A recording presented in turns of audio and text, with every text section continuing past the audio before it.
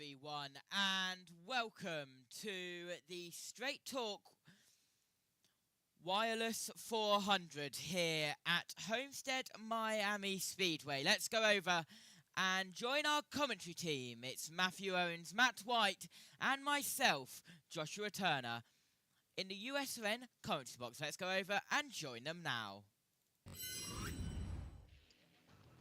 So that starting grid, 37 cars strong. There are 16 Chevrolets, a dozen Fords, and 9 Toyotas in that starting grid. And that field, Matt, will run 267 laps today to make up a 400.5-mile distance, 640 kilometers and change. The first stage will go 80 laps. The second will go 85. The final stage will run 102 laps. The race record was set here on USRN in 2019 by Kyle Busch back in November. Average speed of 142.654 miles per hour. Parade and pace laps are underway. So as the field takes a swing around the racetrack, let's do the same, Matt. Front straightaway, 1,760 feet long. As we mentioned, no quad oval, no tri-oval, no dog leg, no nothing. It is truly a straightaway. And then when they get to the end of that stretch, they'll drive down into turns 1 and 2, 18 degrees of banking at the bottom, 19 degrees of banking in the middle, 20 at the very top next to the seafoam green colored safer barrier. They'll race through that very wide and sweeping turns 1 and 2 and hit the back straightaway and into the view of Matt White. Thank you, Matthew. The palm tree lined back straightaway here, of course, in Miami, at Homestead Miami Speedway. Down the back straight they'll come to, as we've been talking about, an identical corner at the other end of the racetrack, turns 3 and 4, where we'd expect to see 3 and 4 wide on the restarts. Perhaps, much like at the end of the race in the fall, 3 wide on the final lap of the race. Welcome to everybody on JB Motorsports on YouTube. We are now live there too, as well as on mixer.com USRN. And welcome in for this cup race this afternoon, which we expect to be another good one. Should be a lot of fun, and we are happy to be on JBM as well. So, obviously, it is a Clash day, and I don't mean Cookout Clash at Bowman Gray. Yeah, exactly right. Yes, IndyCar going on, simultaneously, right? The green flag here and the green flag there, separated by about 5 minutes. Great job to the powers that be for making that happen. Thank you for that. Oh, it's been a nightmare. Oh, God, yes. That's the voice of JT. You know him very well, who is juggling things as usual. But yes, Thermal Club on USRN 2, along with JBM and the Cup Series here on USRN and JBM as well. Matt, let's talk about the corners particularly. We talk about the true oval shape of this racetrack. Yes, the straightaways will see some passing, but this racetrack truly is, much like the old Atlanta, and I mean the old Atlanta, 2 Atlantas ago, when it was a true oval. The corners are where everything happens here, because you have so many different lanes to choose from, and of course it's those long corners that set you up for the straightaway. Yeah, wild to think that we're now 2 Atlantas ago, isn't it, from that configuration. We'll see people running around the white line at the bottom of the racetrack. That's the best place for their car. We'll see people slide jobbing people and sliding up in front of their opponent on the entry to corners and try not to hit the wall and keep them behind. They will then try to cross over on the exit. And we'll see the likes of Tyler Reddick and Kyle Larson just running the wall all the way around the top, pretty much. That you can expect at some point. And once those guys start doing it, everyone else will try to follow, because they are probably the 2 best at this racetrack in terms of how they run and their history here. And Larson has been successful so far this weekend, and of course Reddick won here in the fall. So field coming out of turn 4, we're about to get 1 to go to get this Straight Talk Wireless 400 underway in Florida. Let's talk about what you just talked about there, Matt, real quick. Riding right up next to the wall. That is the fastest way around. The closest to the wall you can get, the more downforce on the right side of your car, and the bigger run you'll get off the top of the banking to propel you down these straightaways.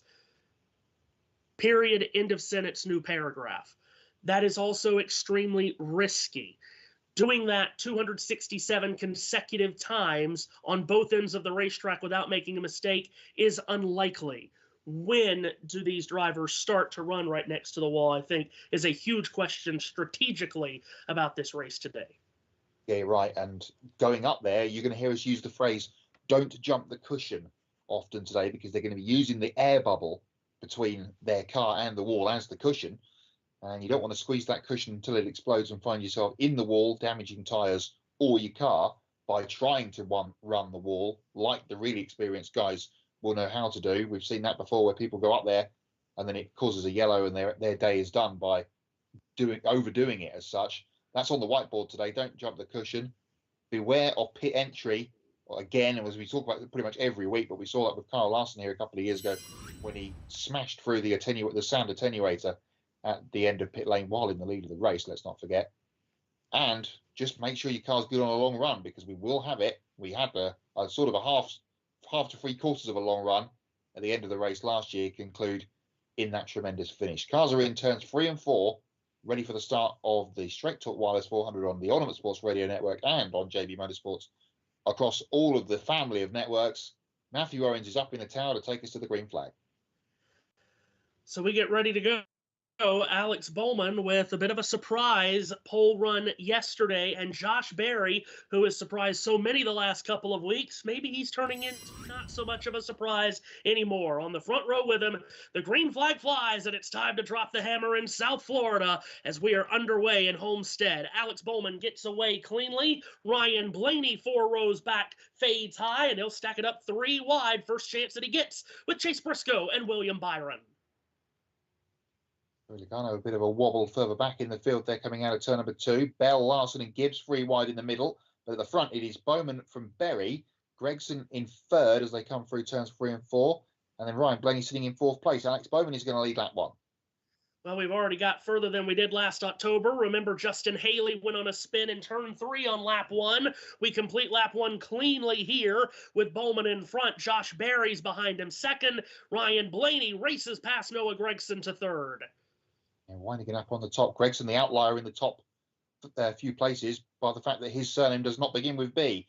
It is Bowman, Berry, Blaney, Gregson, Briscoe, Byron the top 6 on lap 2. Gregson trying to make a move back down the inside in turn 3 on Ryan Blaney, but it looks like Blaney will perhaps have the momentum to complete that pass off the corner, and he will do. The field wasting absolutely no time to run at about 6 different lanes in the corners as they all fan out. Back to turn 1 comes the thundering pack with Alex Bowman using about 2.5 lanes all on his own this time through 1 and 2. Yeah, Bowman clear of the lead with Josh Berry trying to stalk him down. Blaney now has cleared Gregson, as I mentioned. A little bit of a gap back behind them to Briscoe and Byron, and William Byron in the aqua blue Valvoline number 24 diving down the inside to take 5th place away from Chase Briscoe. Ryan Blaney tried to pull up alongside Josh Berry on the exit of turn 4. Could not challenge Berry for that 2nd position, at least not yet. As back to turn 1, William Byron fades high. What is he in? At about row 5, a groove off the wall, trying to go after Chase Briscoe. Yeah, the elevator of Homestead, bottom, middle, top. It can be run everywhere, as we talked about in the pre-show. Is Kyle Larson a little bit further back, just losing out to Joey Logano. In a battle with Joey Logano. This is all happening for about 13th place. Christopher Bell just in front of them. No changes at the front. But here comes Blaney, though, to attack Josh Berry. Yeah, Blaney going to try to make a change in the Dent Wizard Mustang. Still can't get around Berry, but both of those Fords are starting to run down Bowman a bit at the front. Picking back up on Larson, he goes after Logano, who goes after Christopher Bell at 12th position. And here comes Chase Elliott in the, looks like the same colour of the wall. The Uni First number 9, the green car. He goes down the inside of his teammate at turn 3. Take that move away. Just behind them, Tyler Reddick under attack as well. And Reddick right up against the wall early on. Trio for the lead coming back to you. Finally, Ryan Blaney makes the move stick on Josh Berry, slides up out of turn 4, and slots in just between Bowman and Berry. And now by the time they get to turns 1 and 2, Matt, Blaney's going for the lead. Yeah, he is. He's right under the rear wing of Alex Bowman. Dropped Josh Berry for the moment. Blaney poking the nose of the Dent Wizard car out as he heads to turn 3, and he dives underneath Alex Bowman to try and make a pass. Bowman will have the momentum up on the high side. and will be ahead, but they'll be side by side out of the corner here. Blaney with a great run.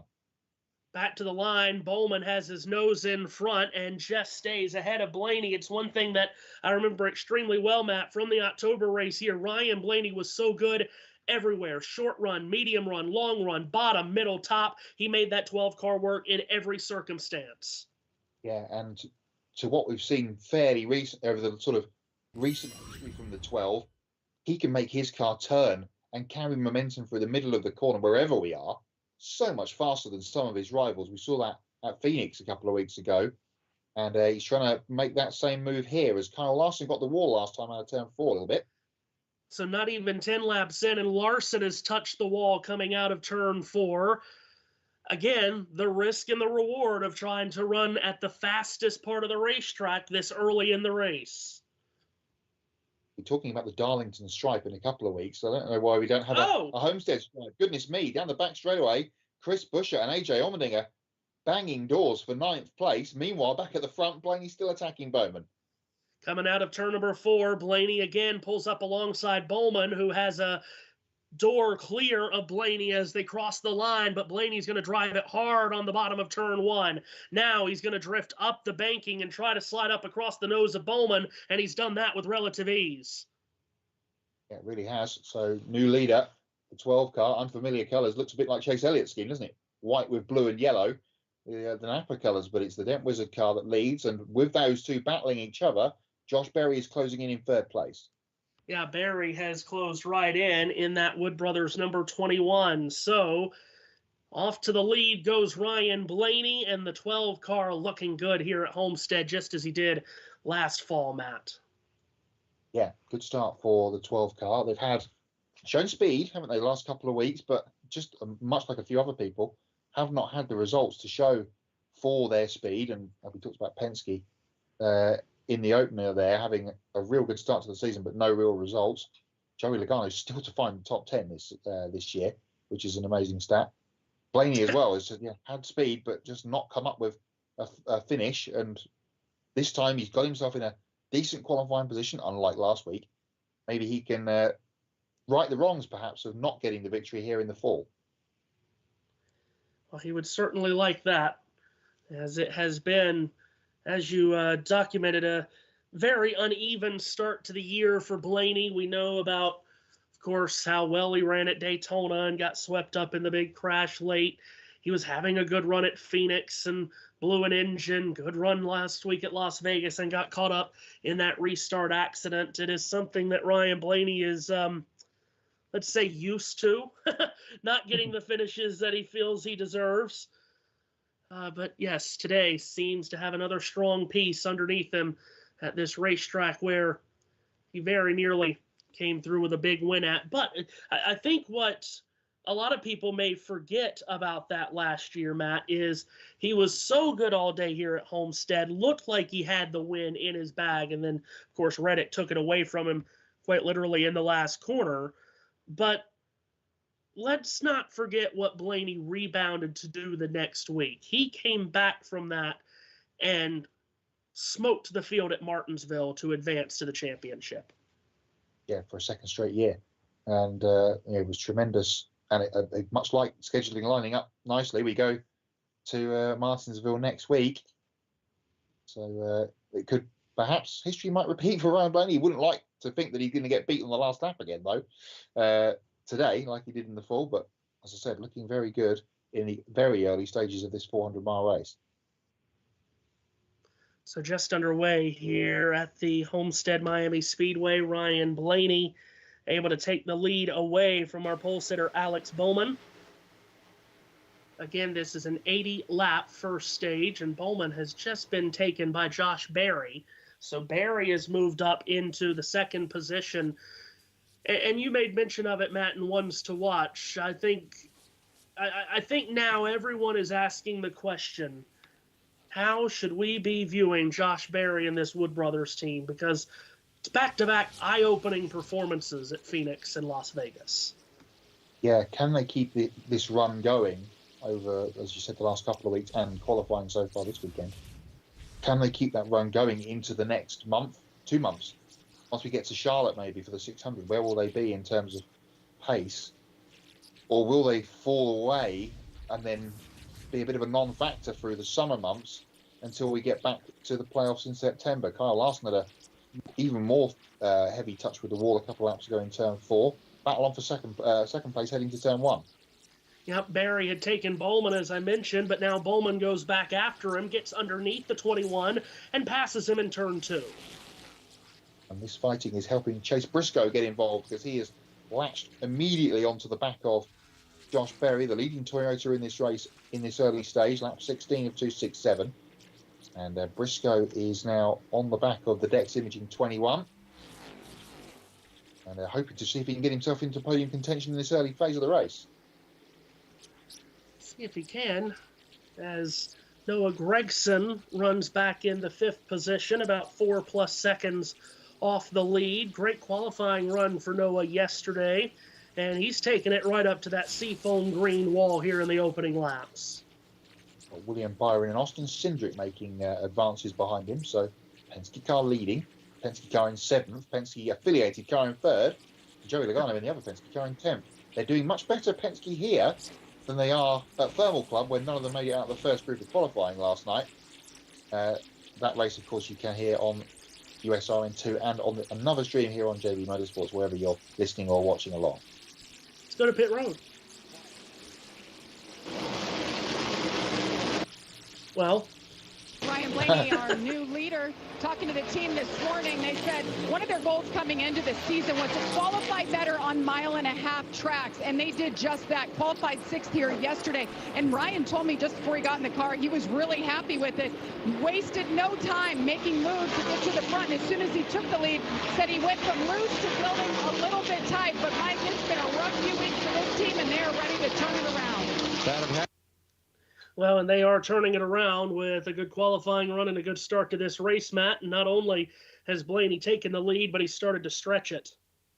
Yeah, almost 3 seconds clear of Bowman already is Blaney. So looking very, very good for the 12. Back with this battle for 3rd between Josh Berry and Chase Briscoe momentarily. Tyler Reddick has got around Chase Elliott for 15th place in the two very green coloured cars this week, blending themselves in nicely with the seafoam wall, as you call it.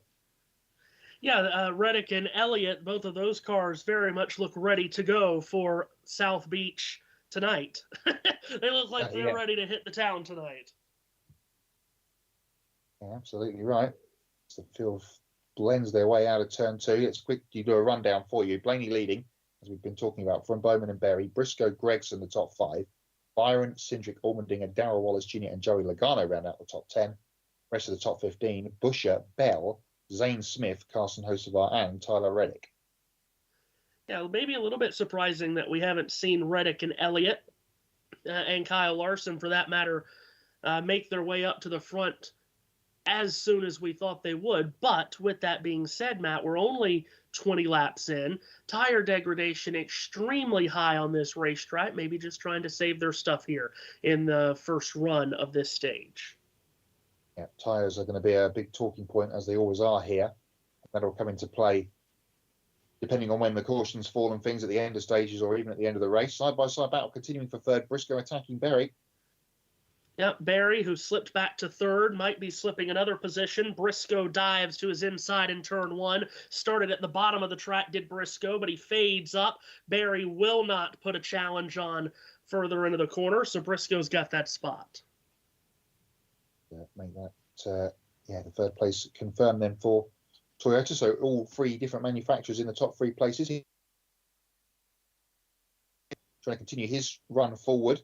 He was side-by-side briefly with Carson Hocevar, and we cut back to the leader. And now we cut to a different battle.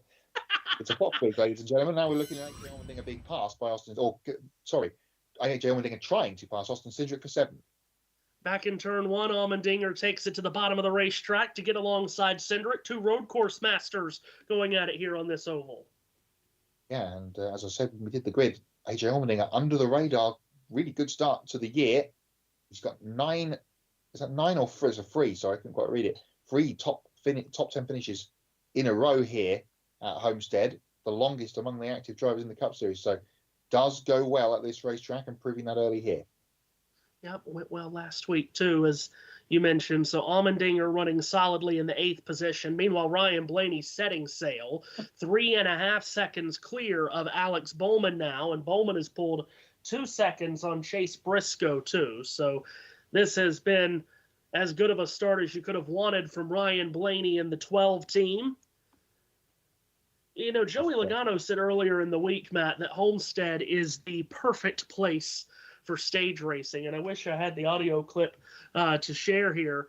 But he said Homestead is the perfect place for stage racing because with stage racing and what that provides strategically of tire saving and when to pit and how to manage your tires, it gives you such great racing around this racetrack.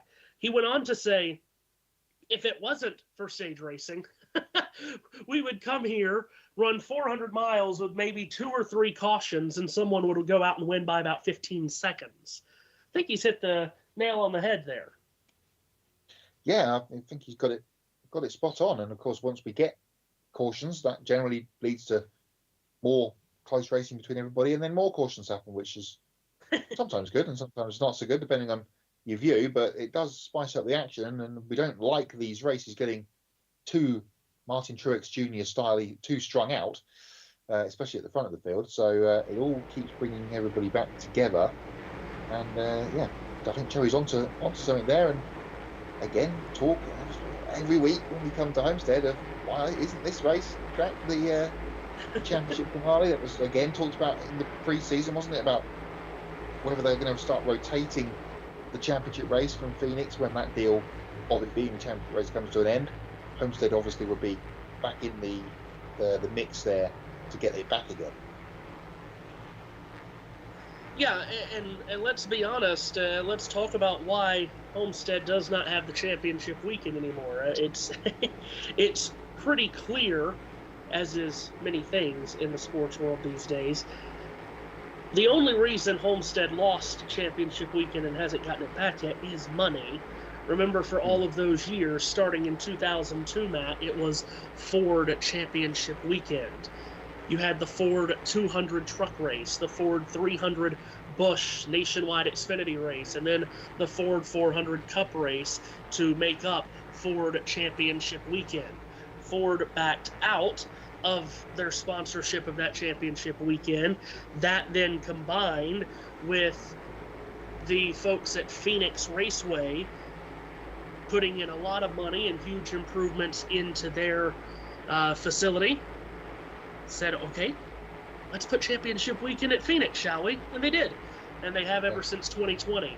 Homestead is very much making a play. They have not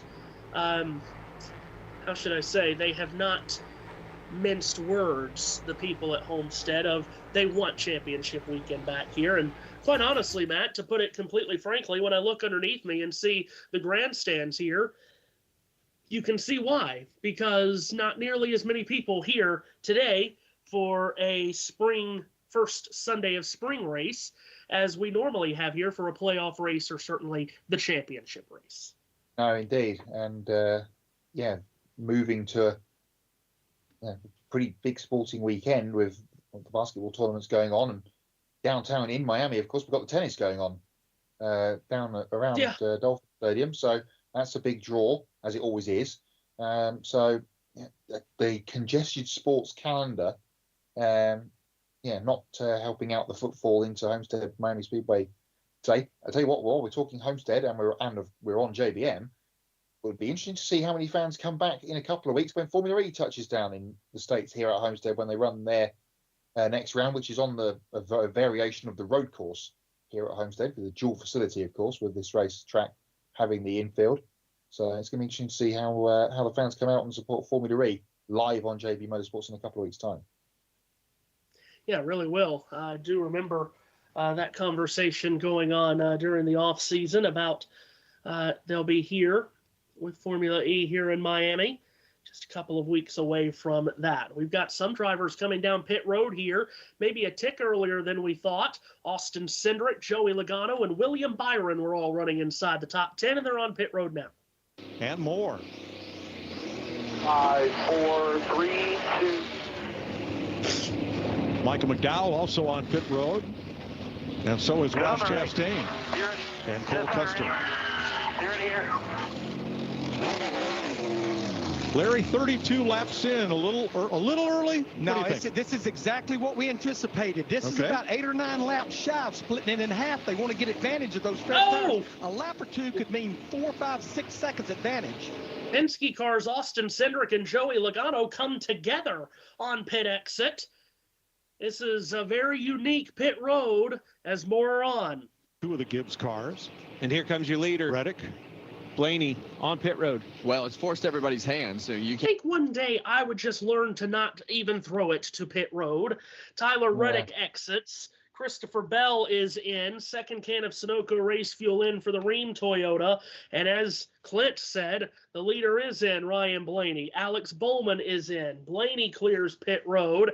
His stop complete. Josh Berry has stayed out and has assumed the lead of the race for now. Darrell Wallace Jr. brings very much his Miami Vice-looking Toyota Camry to a stop. Columbia Sportswear team going to work on the left sides. He's down and away. That was an ultra-quick stop on the 23. Alex Bowman, as I mentioned, in left side's latched on for him. Jack is down. Bowman is away from the number 1 pit stall. In on the tricky pit entrance is Josh Berry. Gets it, down to 45 miles an hour. The Dex Imaging Ford Dark Horse Mustang enters pit road, and we will see how everyone merges out here.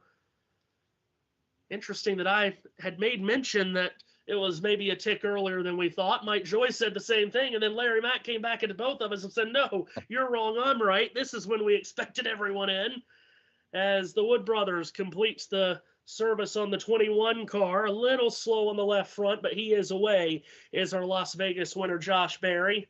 How much he must loved hearing that during the week. Our Las Vegas winner, Josh Berry. John Hunter Nemechek was also in. I'm not on pit road, Matt, but I suppose I can supply coverage of the pit stops. Yeah, it's a perennial problem. Zane Smith is the leader. He is yet to stop. We've got a handful of guys that have yet to come to pit road. Not really sure why we're focusing in so much on William Byron, but he will not be the leader once this all cycles through. It's going to be Ryan Blaney, I think. Yes, it will be.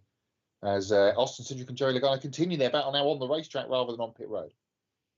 Yeah, I do believe they were focusing in on Byron because he was the first one to come to pit road, so they must have thought he was going to make a big gain on the undercut, but it doesn't look like he has, certainly not against Ryan Blaney.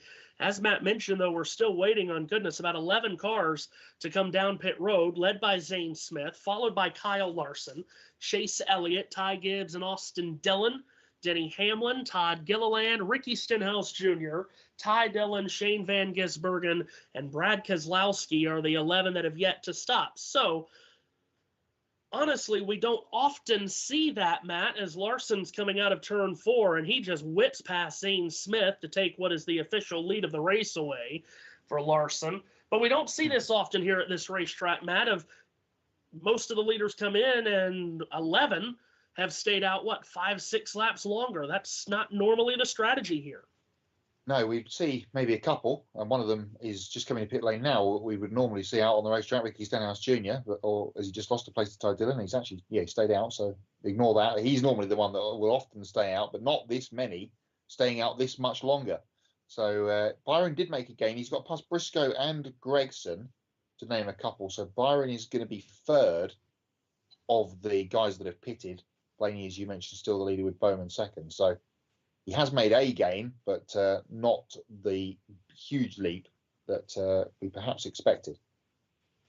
Tire Deg here at Homestead, Matt, illustrated by Kyle Larson just did a lap at 153.5 miles an hour. Ryan Blaney did a lap 8 miles an hour faster than that.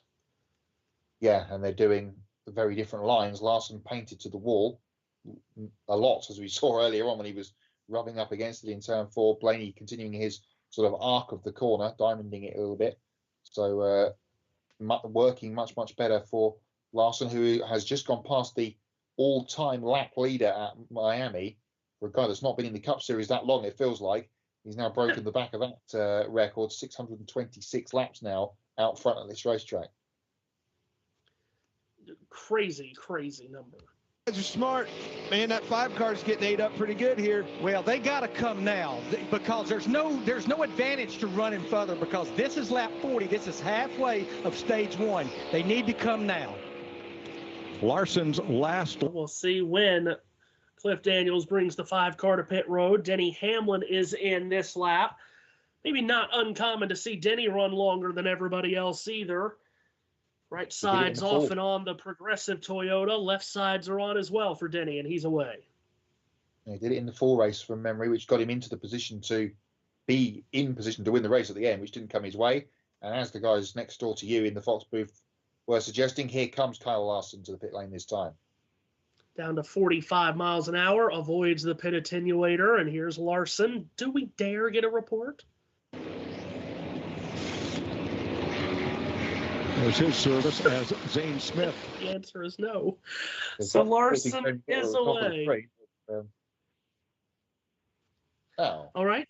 Zane Smith too fast on pit road, so that, well, just rips away the strategy of the 38 team there, who had stayed out much longer than most everyone else to try to get some kind of advantage on the back end of this run.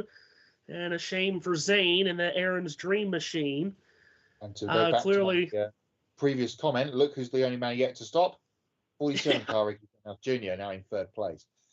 Yep, everyone has stopped except for the Hayat Motorsports number 47 entry of Stenhouse, but Ryan Blaney has reassumed the lead of the race through all of this as he sliced through the traffic on his fresh tires. So we talk about tire deg here. Did you see the tweet from Bob Pockerson the week, by the way, about tire deg? No.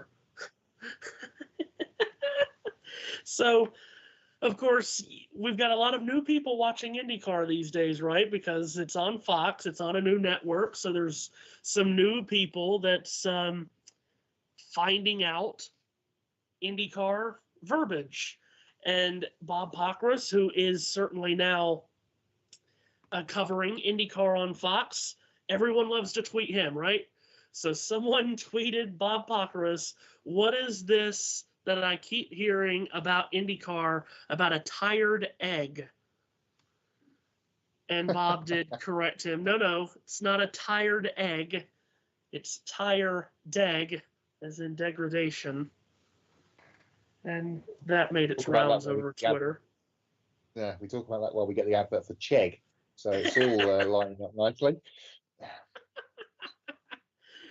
Oh, goodness. Very, very good. No sleepy scrambled eggs in IndyCar. No, just tire degradation. Goodness gracious. Speaking of IndyCar, as we talked about, is going on as we speak at the Thermal Club. Pato O'Ward is currently the leader. They have completed 10 of 65 laps over on USRN2 and here on JBM on another stream. Pato O'Ward leads from Alex Palou, Colton Herta, Alexander Rossi, and Kyle Kirkwood. Whether that is truly the running order or the order in a pit cycle, I do not know. I'm watching other things. Pato was on the pole, wasn't he? So, and Palou was 3rd on the grid from memory, so makes sense. If you want to tune into that, then retune your internet dial to the JBM stream or USRN2. Thermal Club.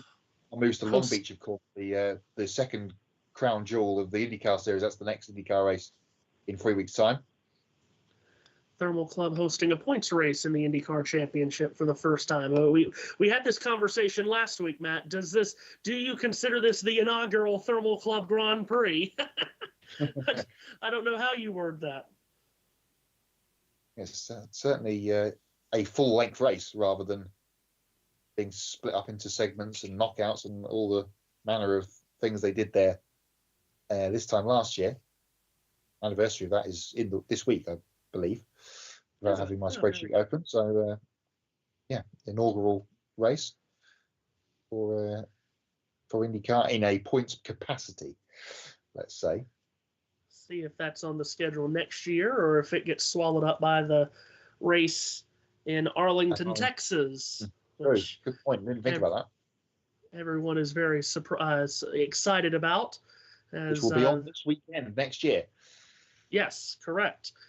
And I would imagine there will be a ton of promotion about that from Fox as it goes through the Texas Rangers Stadium.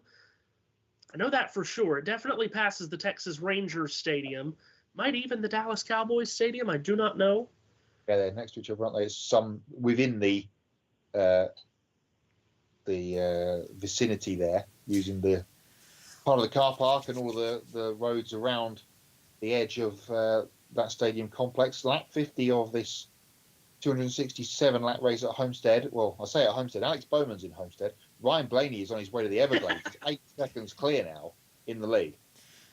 Yeah, Blaney is putting them up and putting them down here in these opening laps of this Straight Talk Wireless 400. Blaney leading from Bowman, Byron, Gregson, and Briscoe, your top 5. So not a ton of change there through the cycle of pit stops. One change, though, on the downside was Josh Berry. We talked about he was a bit slow. Team was a bit slow on the left front. He has fallen back down to 11th. Let's go to pit road.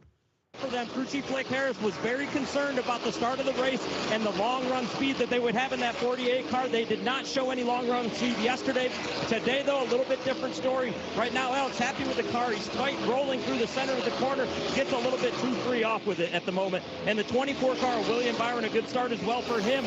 He's too tight starting off the race. Crew chief Rudy Fugel told me earlier today he would be a little concerned if that was the case. He thinks this racetrack's going to get very tight by the time we get to stage 3, so they'll have to keep up with it as they keep going. You know what, Matt? I hear research. That. Oh. And okay. I can confirm that Thermal Club was on the exact same weekend last year as it is this year. Oh, very good. 22nd to the 24th of March it was last year. Thank you very much, JT.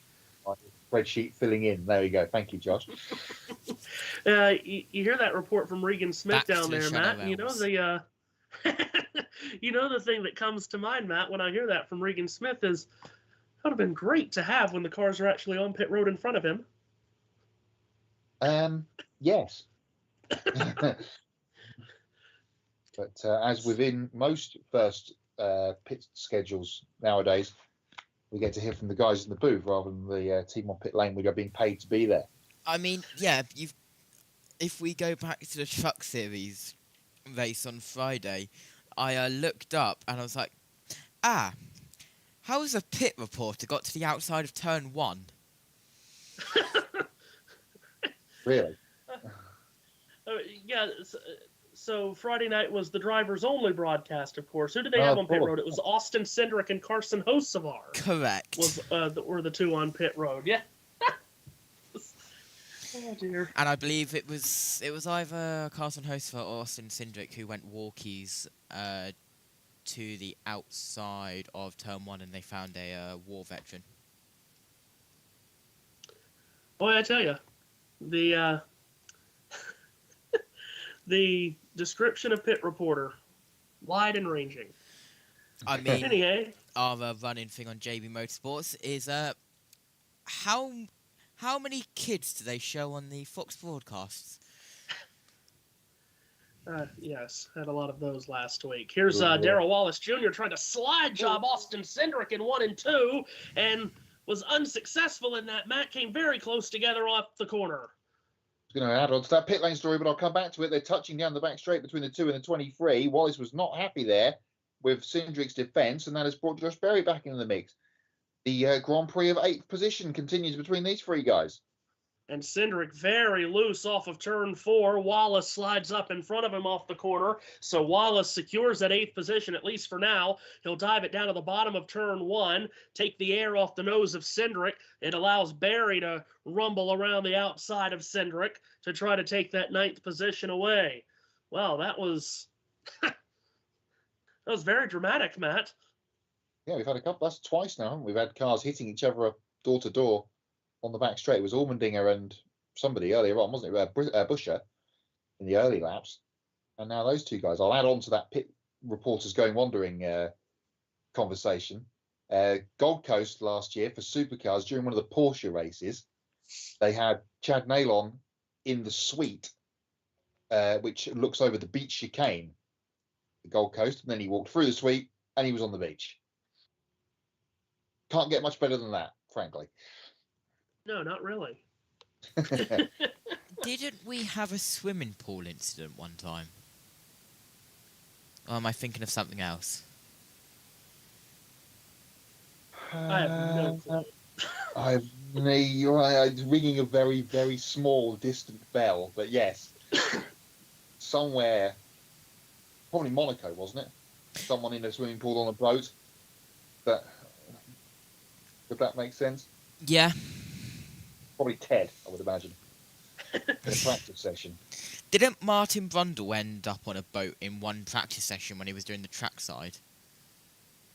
Yeah, he may have done. I remember him standing at the inside of the swimming pool last year, getting his hair blown off in practice too, when he often goes wandering. Ryan Blaney, turning this into a Stage 1 podcast, as he is just driven away from everyone. Yes. Blaney, by the way, now, Matt, has led 30 laps today. That's more laps than he had led combined in the first 5 races of the season. Well, as we talked about, his runs have not produced the results. Going to try and switch that up this week, and as again we said, all the other Penske cars running pretty strongly in this early portion of the race, or when they weren't trying to crash into each other in pit lane like Garno did in that cycle.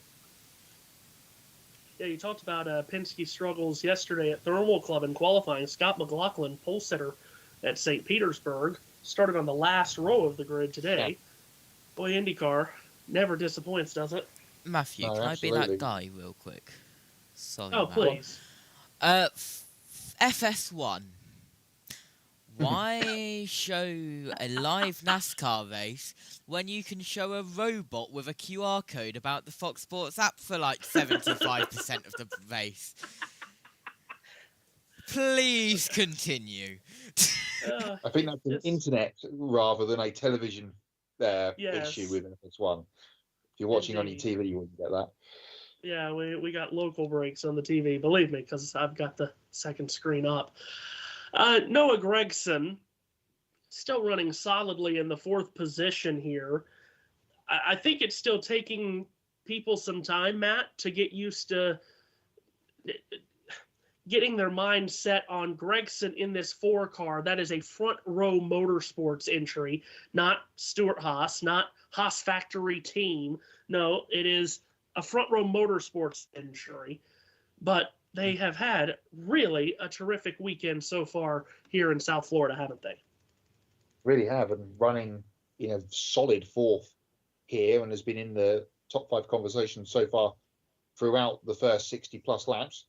And he was good last week at Vegas, was in the conversation a lot during, felt like we mentioned his name a lot last week at Las Vegas. So much like Josh Berry, who's kind of stolen the headlines over the last couple of weeks in terms of his results and how he's been running, not too far behind him is the 4 car with Noah Gragson, and yeah, continuing again here.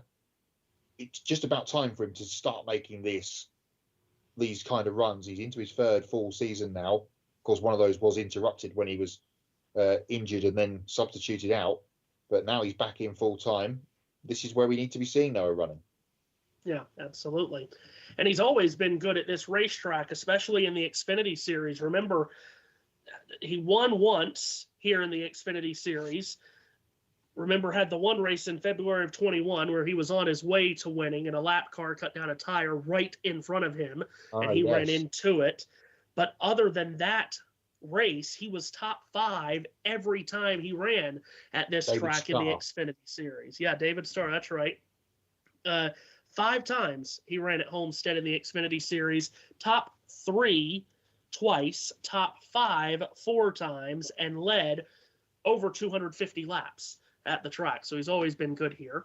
Speaking of good here, Tyler Reddick and Kyle Larson, Matt, jousting for 10th off turn 2. Yeah, we've perhaps expected these guys to be fighting amongst themselves, but higher up in the running order.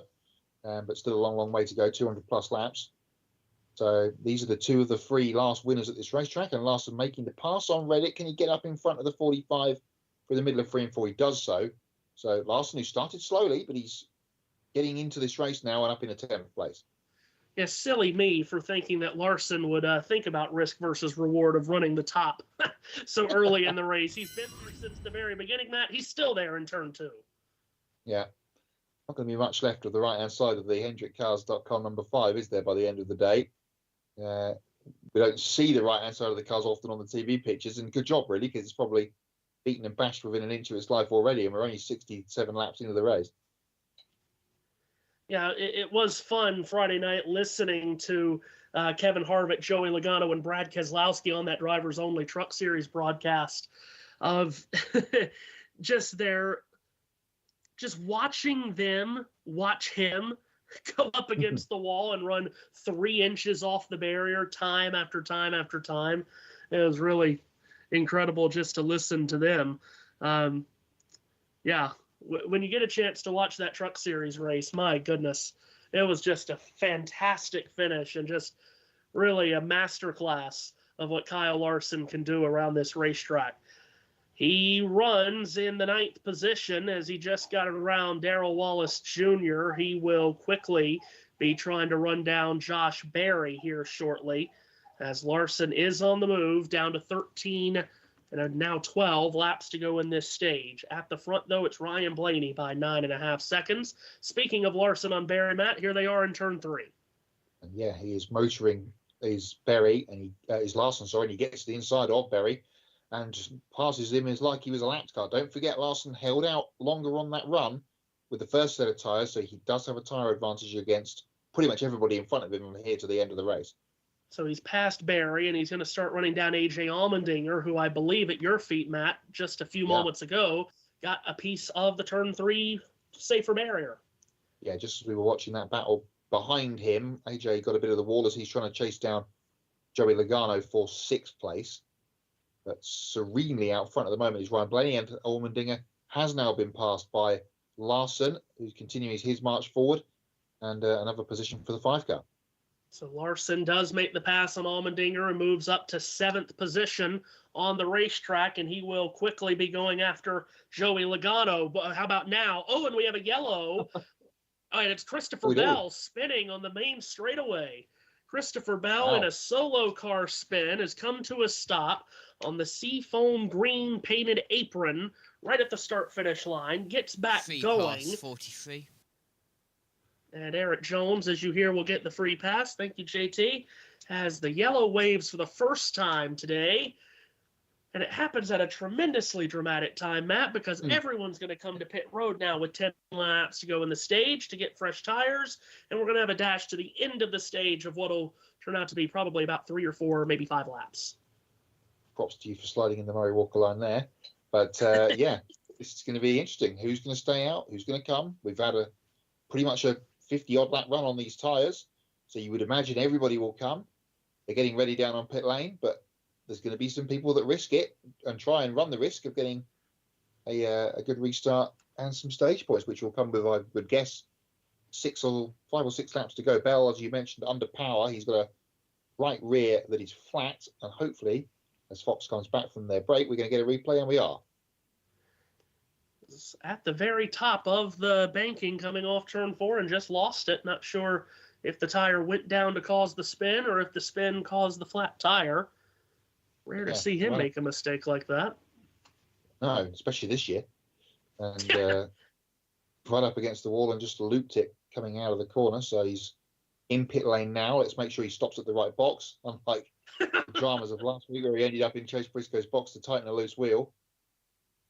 NASCAR have clarified this week that you can do that, but you must only stop in a teammate's box if that would to happen to anybody. So single car teams, that's not an option for them. Opening green light. And Bell does come to the attention, and they're going to change the one tyre for the moment anyway, and get an inspection on that number 20. NASCAR also clarified if that can only be done based on safety. You cannot stop at another team's box and have adjustments made to your car.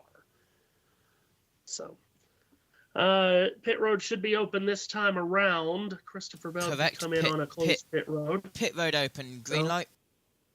Very good. That's what that green light call was. Thank you, JT. 24 cars are on the lead you lap heard at that, the did time you? of the Good, caution, and as I did, yeah. And as JT told you, the 25th place car in the running order, Eric Jones, receives the free pass. Will be interesting to see if anyone dares to stay out. If anyone does, it will not be a move for them to win the stage. Ryan Blaney has, goodness, about a 15 car length advantage on everybody as he comes to pit road. And let's see if the pit reporters are going to do their jobs. Jamie? Ryan Blaney pulls perfectly into It's a his pit miracle. box, and he's a little tighter here on this run, but overall pretty sporty. Happy with it. Air pressure adjustment for him and 4 tires. The 19 of Chase Briscoe just 2 free up in 3 and 4 to run that fence. He loves to run the fence down there. Wants some help with that air pressure. Regan.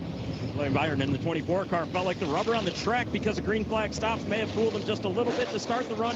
Tight at the end of it, needs the front to work better. And the 48 of Alex Bowman was very similar to the first run. He was too tight in the middle and free off. Everybody takes 4 predictably, and Blaney wins the race off from Bowman, Byron, Gregson, and Briscoe. And Ooh, just Michael looking McDowell at timing, took 2. yeah, Michael McDowell did take 2 to pick up Matthew. 11 positions. And just looking on timing and scoring here, doesn't look as if anyone has stayed out. Yes? I think as soon as you throw to me, the officials radio shut up. Amazing, amazing timing from the officials radio. Let's see if they say anything. No, back to you. Oh, very good. Yes, and I should just clarify the wording on that. I should not say, let's see if the pit reporters are going to do their jobs. They're just doing what they're told. And Cool. at times not talking when they're not told to. You get what I'm saying. Yes. Production issue rather than Indeed. strike issue from the pit lane crew. I mean, yes. They're not marching on pit road with picket signs up. No. No. From the 51 to the 44, they're waiting around eligible and will not be permitted to pit. Has been past the caution car now. Caution car, you're picking up the 12. The 20 is under penalty. You can drop down to the inside. He's not permitted to pass. Have him drop back all the way to the tail. Tell the 20 to stop. He needs to drop to the tail. Christopher Bell under penalty for pitting on a closed pit road, as we talked about. So, sounds like that everyone that can take the wave around will. So that's going to up our number of cars on the lead lap map from what was 24 to what'll be, I believe, 35. And again, as we talked about last week, the wave around can be taken under caution to get back on the lead lap, but in taking the wave around, Matt, you cannot come down pit road. But that's not a problem for these guys. All they'll have to do is make about 5 green flag laps, and then they'll come in pit road for the stage yellow. Yeah, and they will, but it's going to be interesting to see who of the guys that have just pitted do the same, because short run to the end of this stage plus end of stage caution laps. It's going to be interesting to see what happens there. That'll be interesting. We might get a bit of a reshuffle going on for the beginning of stage 2, but as you mentioned, coming in, Ryan Blaney had such an advantage with all the lap cars in between him and the 48 that he had just as much of an advantage at the end of this very long pit lane. It reminds me of Indianapolis, with it being straight, true, not quite as narrow. One to go. With earlier on, without the bend in the front straight here at Homestead, it's very Indy in that respect. Yeah, you are right. So Field getting one to go this time. Thank you, JT.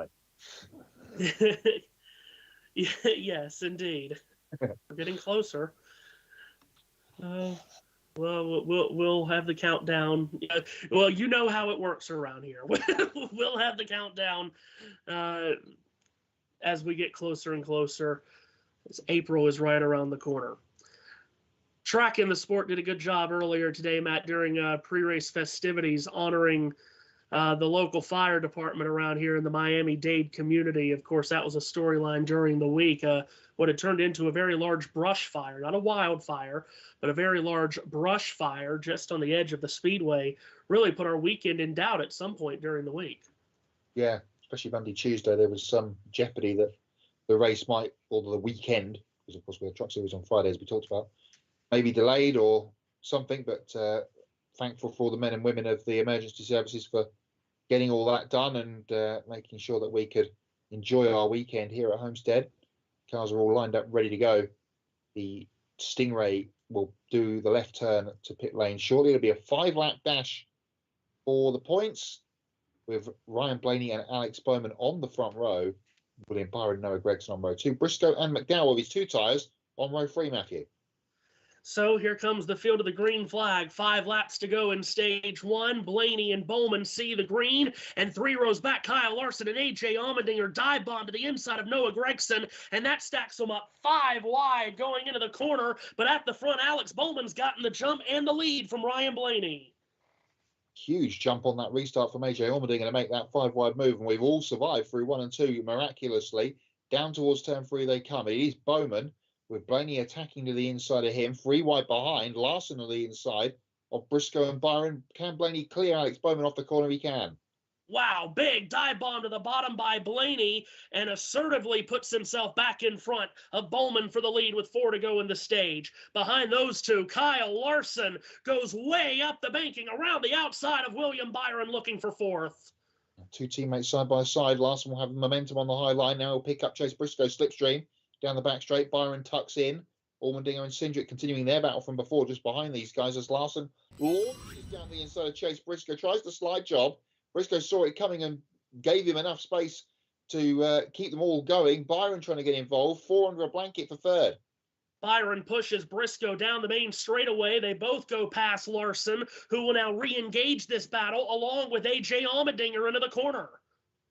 Front 2 clear, with Blaney clear of Bowman now in the lead as this battle continues. Allmendinger throws a block on Cindric, who had a run going down the back straight. That skewed his momentum. A little bit further back, Noah Gregson's had a not great restart. He's in the battle there with Wallace and Logano. Coming to 2 to go, and Blaney holds serve. Yeah, Gregson was the one that really got caught out by Allmendinger and Larson stacking it up 5 wide. Noah's dropped back to 9th. 2 to go in the stage. Blaney from Bowman by only a couple of car lengths, and Bowman goes after him in turn 2 as he yanks that Chevrolet to the top of the banking. He's doing all he can to try and wrestle the stage win away from Ryan Blaney, but at the moment, Blaney holding on. Then the big chain of cars from 3rd on back, a little bit further back in this queue. Denny Hamlin just outside the points playing places at the moment in 11th, out of the final corner to start the last lap of the stage. Blaney by 2 car lengths from Bowman. Blaney across the line trying to score his 2nd stage win of the season. He won the 2nd stage of the Daytona 500. Painted on the white line on the bottom of turns 1 and 2. Alex Bowman trying to run him down from the top. 2 tyres on the Michael McDowell car have not worked. They've fallen back to 21st as these 2 battle away down the back straightaway. With Blaney leading, will Bowman throw a final punch here at Ryan Blaney in turn 3? He does dive to the inside, but it looks like Blaney will have the momentum to take the stage win. Clears turn 4. Green and white checkered flag is waving. Ryan Blaney is the first one underneath it. He scores his 30th career stage victory, beating Alex Bowman to the line, who comes home 2nd from Chase Briscoe, Kyle Larson, Austin Cindric, William Byron, AJ Allmendinger. Then came Austin Cindric and Noah Gregson. And rounding out the points-paying positions was Joey Logano in 10th. Well, an exciting first stage, or at least exciting end to the first stage. Ryan Blaney was up by nearly 10 seconds prior to the Christopher Bell yellow, and it will be Bell at 35th who will get the free pass at this caution. For those of you listening on USRN, we're going to step away. We'll return in just a moment. For those of you on JBM, stay tuned. We'll stay right here. All right, in break on USRN. For those of you on JBM, we stay here with you after a very entertaining opening stage. And for those of you that are with us on JBM Stage 1, normally the time we take a moment to step away. So Matt will do that for just a moment, but it was a very entertaining end to the stage. Ah, very good. So we are away on JBM. Very good. So I can stop talking.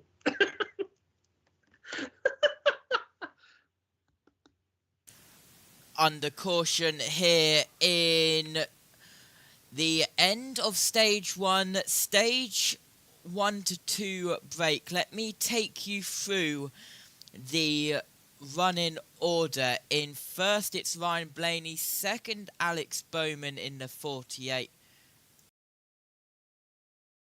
Third, Chase Briscoe. Fourth, Carl Larson. Fifth, Austin Cindric. Sixth, William Byron. Seventh, AJ Allmendinger. Eighth, Josh Berry. Ninth, Noah Gregson. 10th, Joey Logano. 11th in Denny Hamlin in the 11 car. The 23 of Bubba Wallace in 12th. Chris Buescher, Chase Elliott, Justin Haley rounding out the top 15. Ross Chastain, Daniel Sawyers, Tyler Reddick, Austin Dillon, Ryan Preece down to 20th.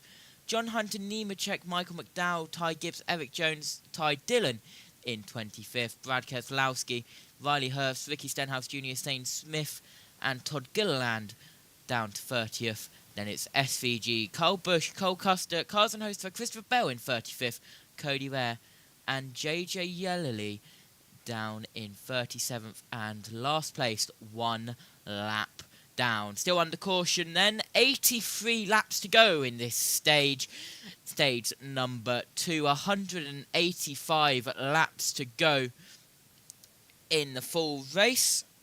And let's listen down to the officials' radio if they want to talk. That is the fastest lap, by the way, for the bonus point is currently Ryan Blaney with a 32.583.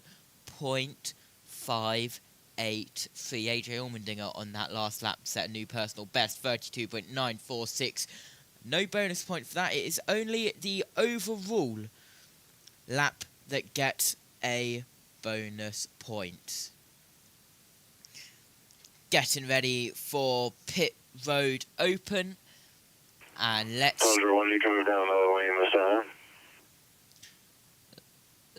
meet the pit crew of the 99.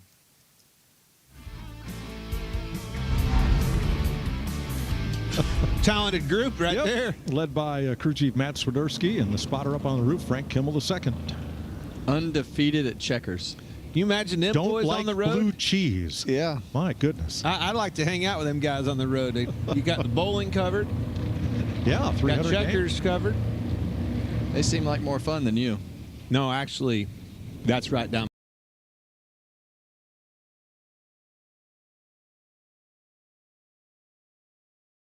Now, all I can go off is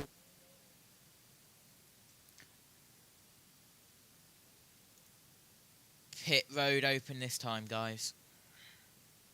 And everyone watching, we'll be fading back up to USRN momentarily. Let's fade the faders back up and rejoin USRN with Matthew Owens and Matt White. USRN and JB Motorsports, glad to have you with us on this first Sunday of spring from the Homestead Miami Speedway. The Straight Talk Wireless 400 and Stage 1 in the books. Ryan Blaney, a dominant Stage 1.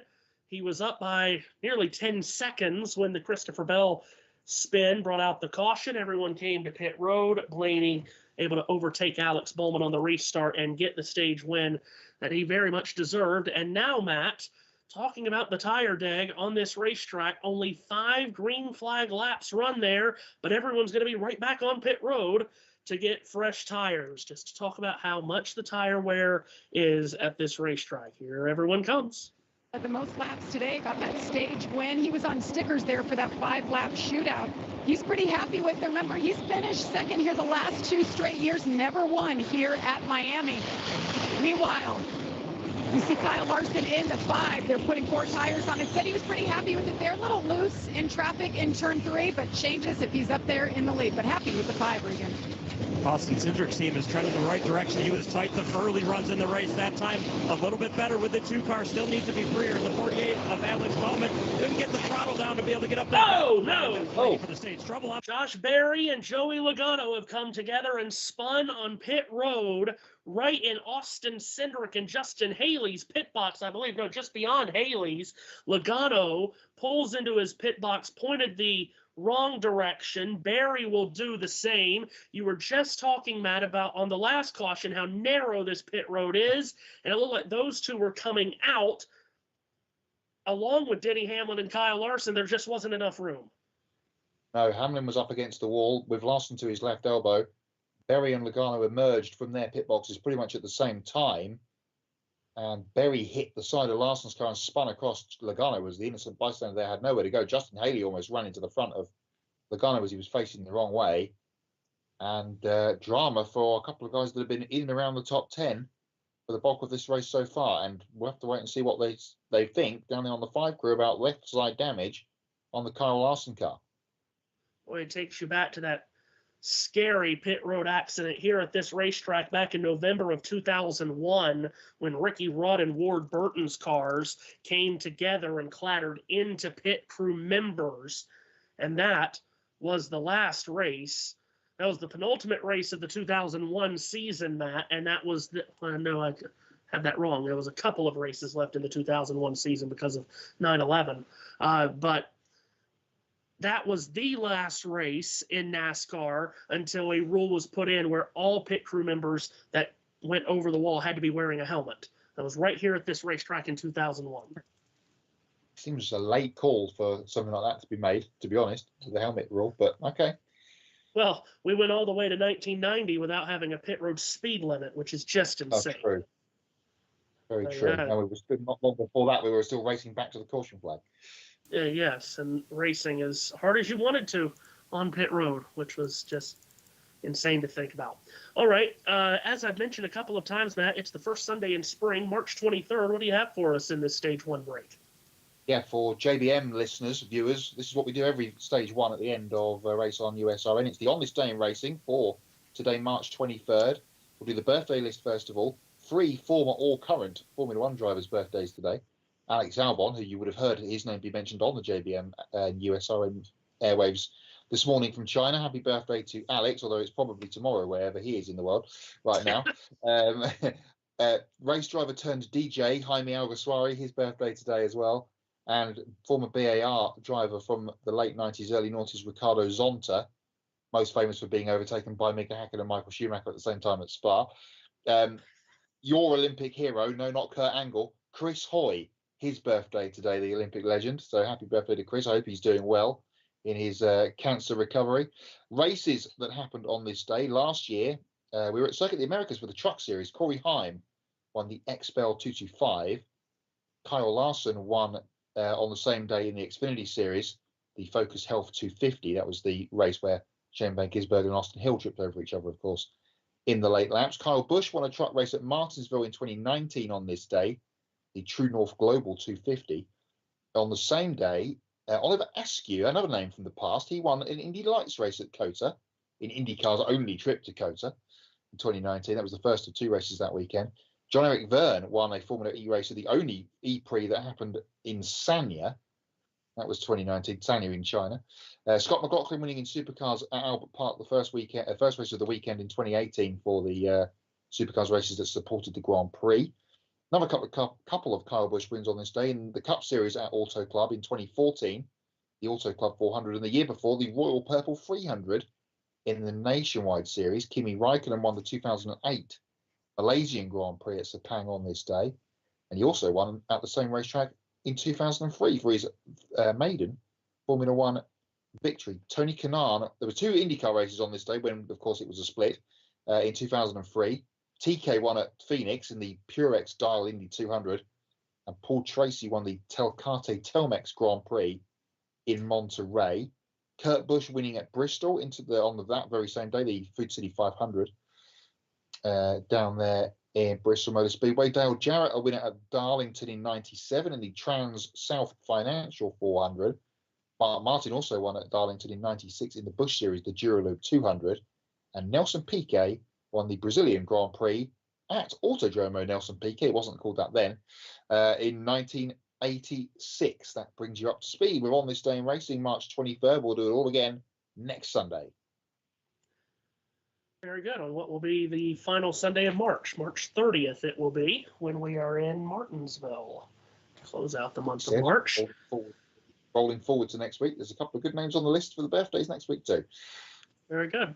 All right, we had that pit road crash. We didn't get to tell you because of that. Alex Bowman, with everyone bunched up to come down pit road rather than Ryan Blaney having a huge advantage. Alex Bowman used that #1 pit stall to his advantage. He won the race off of pit road. But, Matt, Carson Hocevar is the leader. We only ran 5 green flag laps on that last run to the end of the stage. Carson Hocevar more than likely ran around at the back, piddle-paddled around, tried not to use the tires. He's stayed out. So car 77 will be the leader and the control car coming to this restart on the inside of row 1. Alex Bowman to his outside, then William Byron and Ryan Blaney in row 2. Into the restart zone, Hocevar gets on the throttle and spins the tires just a bit, and that allows Alex Bowman to charge to his outside. They fan out 3 wide with Noah Gregson 3 rows back. Oh, and Hocevar gets to the corner and can't turn his car. Up the banking he goes. Everybody splitting around him outside and in. Yeah, that was pretty slam dunk that was not going to work for the 77. He dropped a handful of places. So Bowman will lead from Byron and then Blaney. Gregson's got his nose ahead at the moment in 4th, but Denny Hamlin powering around the inside. Highest we've seen the 11 car today. He's up into the top 5. Further back, Darrell Wallace Jr. top to bottom on the main straightaway to get to the inside of the similarly colored #9 of Chase Elliott. Wallace will make the pass on Elliott and his friend from stage 1, Austin Cindric. Out of turn 2, those guys will battle on, still 3 wide at the back end of the field. Top 3 have got themselves clear a little bit. Here is Chase Briscoe trying to get past Kyle Larson. Meanwhile, back at the front, Bowman, Byron, Blaney, and Ryan is on the charge again. Meanwhile, the other Hendrick cars, Chase Elliott and Kyle Larson, are together just on the tail end of the top 10, as Blaney is going after Byron for the 2nd position in turn 1. Blaney right to the bottom of turns 1 and 2, makes that pass with relative ease. More camera cuts in a lap than 5 laps of the race going on there from our crew at Fox. They're all over the place. Blaney has got the 2nd, though, as you talked about, on Byron, and he'll now set the attack going on Alex Bowman ahead of him, and Denny Hamlin playing himself in nicely. He's right to the back of Byron for 3rd place. Darrell Wallace Jr. bounces off Noah Gregson coming out of turn 4. More contact on a straightaway here in this race as Wallace goes to the bottom, the very bottom of turn 1. Gregson just above him, and Carson Hocevar struggling behind that duo. He's 7th. I thought he would have submarined further back than he has, Hocevar, so stemming the bleeding for the moment with these 2 guys battling hard ahead. 2 hot heads, it has to be said. Gregson and Wallace can get a bit touchy between them, as you mentioned before, and Wallace now picking up that position with the inside run through turns 3 and 4 for the lead. Meanwhile, Ryan Blaney has Alex Bowman in his crosshairs at the end of the main straightaway and back to turn 1. Bowman will rocket down into the corner. Blaney backs off early, keeps it on the bottom, and goes after car 48. 2 battles of 2 cars in the top 4. Bowman and Blaney for the lead. Byron and Hamlin for 3rd. Bowman continuing to lead at the moment as they go towards 3, and here comes Blaney again trying that inside move, which has worked for him so far in this race, but Bowman keeping it wound up top, continues to lead.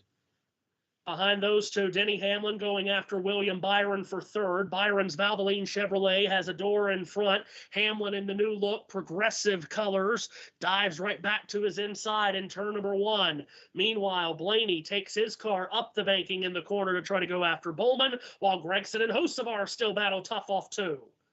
Yeah, Hocevar picking that place back up from Gregson to go back to 6. So maybe all is not lost for the 77 at the moment. And behind them, here comes Austin Cindric trying to get a pass going on Gregson on the inside of 3 and 4, but Noah will keep that again wound up on the top side. Yeah, Gregson doing well to stay stride for stride with Cindric and get ahead of him by the time they get to turn 1. By the way, Fox also telling us Denny Hamlin didn't take tires. I don't quite believe that. Not hard to believe. Anyway, for the lead, side by side, in front of those guys, as we get that confirmed or not, Ryan Blaney has got through down the back straightaway on Alex Bowman, who gives the wall a little bit of a rub in the middle of turn 3. But Ryan Blaney in that 12 car back to the front, and Hamlin has got past Byron for 3rd. So Blaney soars back to the lead where he has been for much of the day as we approach the 100 lap mark of this Straight Talk Wireless 400. So now that everything's settled out a little bit here, let's reset the order. Blaney leads from Bowman, Hamlin is 3rd, Byron is 4th, and then Matt, a battle for 5th.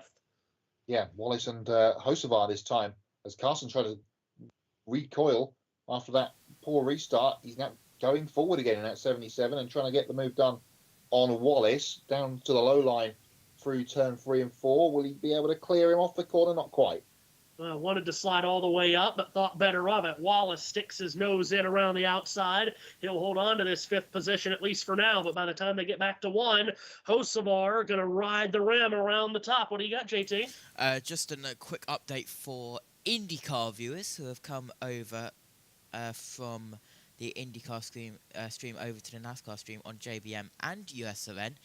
Fox are aware that they have lost the international feed, and the IndyCar international feed is now showing the NASCAR feed while they try and fix it.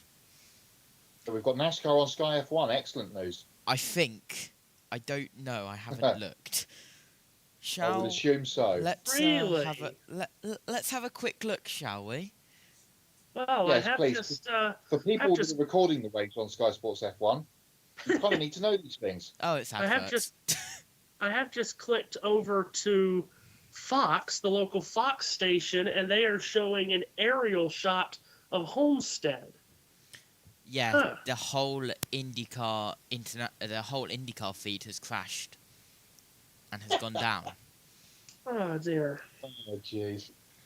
And now Fox has gone to commercial as well. So that's brilliant. You have a race on Fox and a race on Fox Sports 1, and they're both showing commercials. There you go. Just catching up on messages in the grid network chat.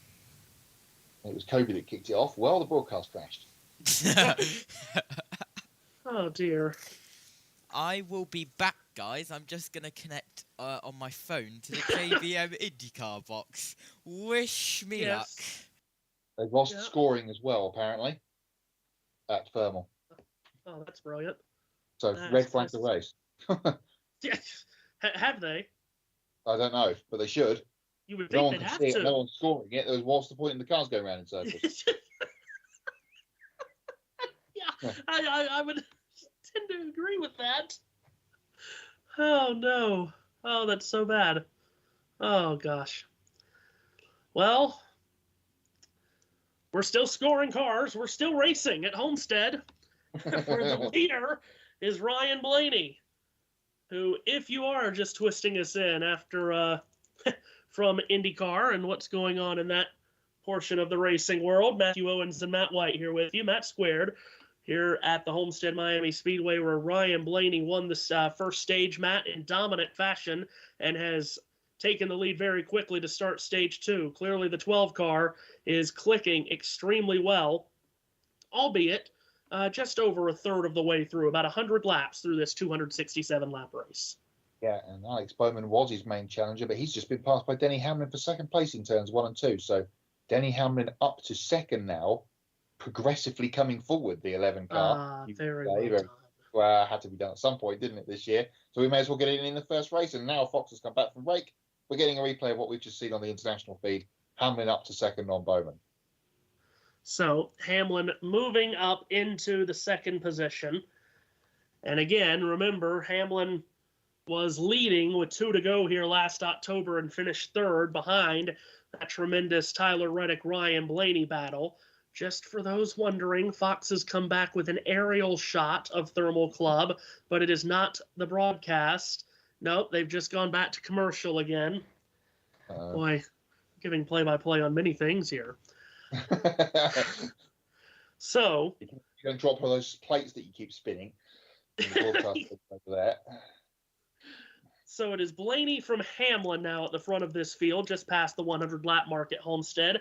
Alex Bowman runs third. William Byron is fourth. Darrell Wallace Jr. is fifth. He's put away that battle that he was in with Carson Hocevar. Hocevar, though, has done very nicely after not stopping, running in sixth. At seventh is Austin Cindric. At eighth is Chase Elliott. And then, Matt, do you want to describe what's going on from ninth on back? IndyCar Absolute madness on place. Ninth place on back. Allmendinger and Gregson nose to tail. Kyle Larson diving to the inside of both of them to try the Walmart move, the 2-for-1 offer down there in turns 3 and 4. And he's got it done by the looks of things. If he can get up in front of Allmendinger, not quite. Just in the background of then Chase Briscoe.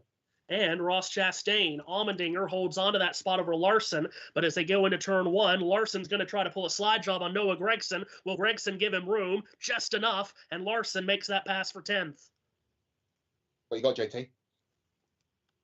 Well, believe it or not, they've got one camera back, and you'll never guess what camera they've got back. It's the one camera that 99% of the time isn't working. It's the helicopter camera, and it's the only camera they've got. Yeah, and Fox has now rejoined with NASCAR, and I mean that as Fox National, not FS1, and they have just thrown up on the bottom line, IndyCar at Thermal is experiencing technical difficulties. You are watching live coverage of NASCAR at Martinsville. Well, they don't have that right either. And to answer your question, Matt, no, they didn't show NASCAR on Sky Sports F1, probably because they didn't have the rights to it, and they would have got absolutely slaughtered. Well, yes, but in times of need. Well, we were also excited for Fox IndyCar. Oh dear. Yeah. Jamie Little, speaking of Fox IndyCar. First run, he was just too tight and snappy loose on the back end, but now they found that happy medium. Just air pressure adjustments, guys, and it's gotten cloudier, a little bit cooler down here. That 11 car has really come to life. I was just about to mention some clouds have moved in. Now, chance of rain has been told to us 0% for today, but some clouds have moved in and covered the sun here, so that has changed the track conditions. Speaking of changing, Noah Gragson isn't liking what's going on here. Noah continues to fall back. He has slipped to 12th, and he's under pressure in turns 1 and 2 from a Toyota tandem of Chase Briscoe and Tyler Reddick. Jamie Little doesn't look at her WhatsApp because the group chat for the IndyCar broadcast on her phone will be going apoplectic at the moment, you can imagine, as this battle moves down the back straight. I was going to mention Daniel Suarez, up 12 from the restart. He started on the second last row of the grid today, did the 99, in need of a good run, and has just found his way past AJ Allmendinger and up in the 10th place. Yep, maneuvers his way through Allmendinger. Up into the top 10 goes Suarez, the runner-up from a week ago in Las Vegas. Let's pick up the 77 car, Matt. This has been well done by young Carson Hocevar on this restart. Yeah, for a guy with much less experience from the guys he's racing around to have that, maybe from the call from up high on the strategy box to just sit out the racing, basically, at the end of the day's day. He wasn't in a position to try and score any points. Just run around at the back and save your tyres. He's done that. He's just lost 6th place coming out of turn 4 to Austin Cindric. But a really good run. Impressive stuff from the 77. Yes. Hello, viewers on JBM, and hopefully...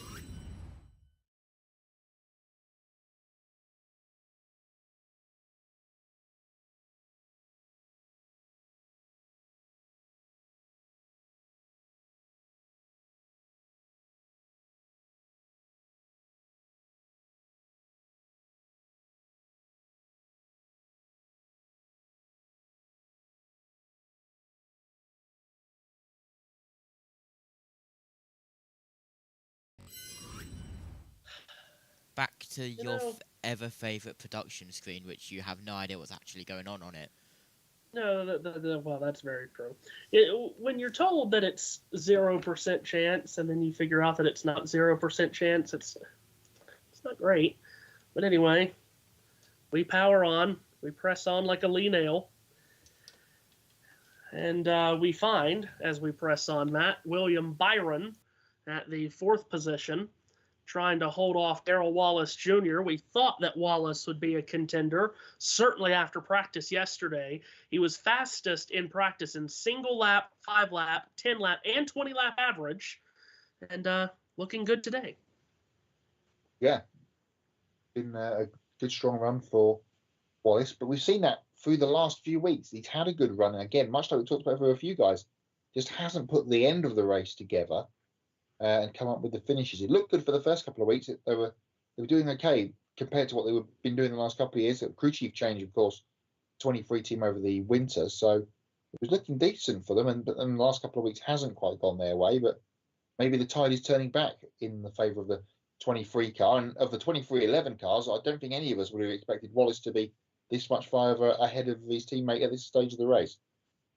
Yeah, we just haven't talked a lot about Tyler Reddick today, other than anecdotally.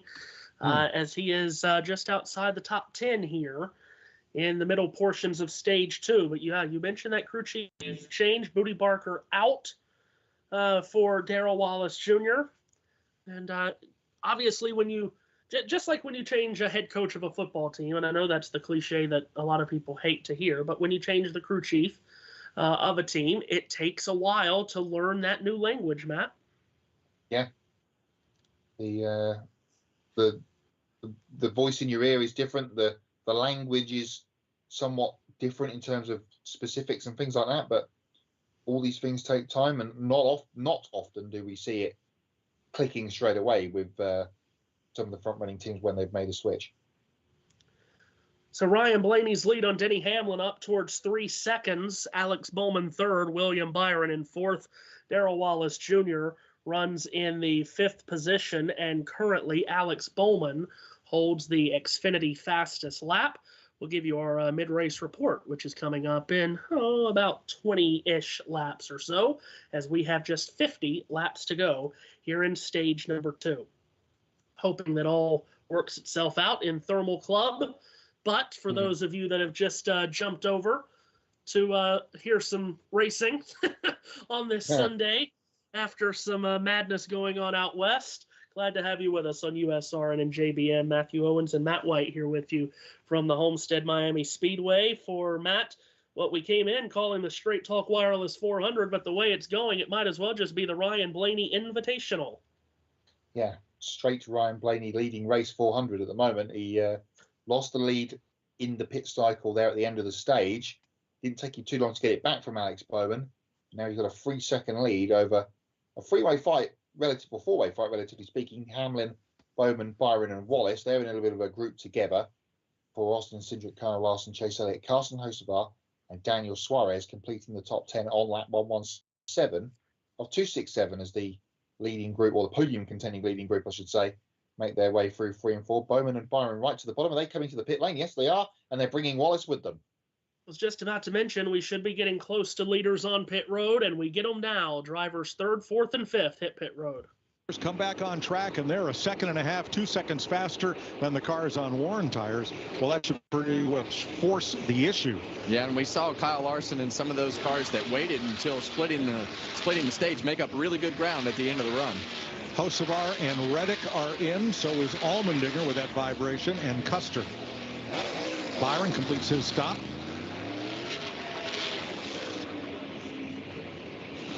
And Blaney, the leader, is in. 4 tires and fuel. Remember, each team started with 9 sets of new Goodyear Eagles and a carryover scuff set from qualifying. Just like in the first stage, 11 elected to stay out there a little bit longer. You say that's pretty common for them. Larry. Just going to start throwing it to pit road no matter what, and we'll just see what happens. Just totally right down the middle. They'll go to about lap 125, 126, 5, 6, 7 laps from now. Elliott, Gregson, and Gibbs are in. And also, for those of you just joining us or have been just joining us here over the last 5 minutes or so, things are back running at Thermal Club on Fox and hopefully on JBM and USRN2. So if you are here, if you were just waiting out the technical storm, if you will, from Thermal Club, everything is back running the way it should, with Pato Award leading Christian Lundgaard by 6 seconds with 25 laps to go in the IndyCar Thermal Club Grand Prix. But all things seem to be up and running properly again for IndyCar and Fox and Thermal Club and all the rest. Matthew. So if you are looking for that broadcast, USRN2 or elsewhere on JBM is the place to find it. Yes, JT. So basically what you've just said is that you're basically saying I'm not going to say that first word so I don't get a $10,000 fine from the FIA.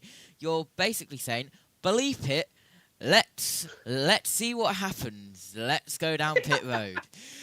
Yeah, just gonna throw it to pit road. Anytime there's cars on pit road, I'm just gonna throw it and we'll just see what happens. Sure. And if they had a pit lane reporter in the leader's box, they would have mentioned perhaps that he was slow getting the left side done. They were slow, as I shouted slow. That was because they were slow getting the car jacked up for Ryan Blaney as I clocked on the camera. So he would have lost a little bit of time. he is still the leader of the guys that have pitted. He's 16th on the racetrack at the moment. Denny Hamlin still leading from Larson, who is second. I was going to say Larson and Elliott, but Elliott is recovering after a stop. So Hamlin, Larson, Suarez, Buscher, and Zane Smith, the top 5 at the moment. All of those guys owing us a pit stop in the not too distant future. Yeah, and they have all been out for just about 40 laps on their tires now, with 43 to go in the stage. Honestly, first time Fox has had Homestead for quite some time, and they don't have it all that often anyway. This is really a Larry McReynolds kind of a broadcast. Should just be, should just have him on standby during these pit stop cycles, as Denny Hamlin continues to circulate around the racetrack, having not stopped. Carson Hocevar is going to come flying towards him and past here in the next set of corners, maybe even on the straightaway. So Hamlin doing exactly what he did in that first stage, Matt, staying out longer than everybody else. And as you rightly mentioned, he and Chris Gabehart did this last year in this race. Now, of course, that's no longer the combination there. It's now Denny Hamlin with Chris Gale as his crew chief. But that's exactly what the 11 team did last year in this race, and it nearly won them the race. Yeah, I must have mentioned that earlier. Of the 3 guys in that finish at the end of last year, Blaney, Hamlin, and Reddick, 2 of them were in the first 2 positions before this cycle began. But using that similar strategy, again, like they ran in the first stage, and again, we've got a good chunk of guys out there trying to split this stage more or less in half. And as we saw with Kyle Larson in that first stage, especially, he was coming at the guys with the older tyres at the end of the stage and picking up places. So having more tyre left at the end seems to be a better option for a lot of people. Smith, Buscher, and Keselowski coming to the pit road this time. And it looks like Hamlin is about to do the same. Yeah, here's Hamlin. Hamlin slowly on the bottom of the racetrack will come to pit road. And Hamlin from the lead comes in. And there's Hamlin. Spinner at the front end of pit road. Oh. Now we should... Daniel Suarez is spun right on pit entrance, and this is just about his luck. And he has righted it and gets back going. Looks like we'll stay green, but Suarez has spun under braking on pit entrance.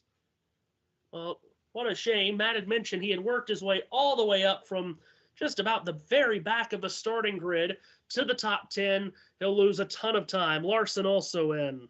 Lead for 4 fresh tires and a tank of race fuel. And that will leave just 3. Barry, Logano, Ty Dillon, and then Christopher Bell at the tail end of the lead lap. Here's Ty Dillon in.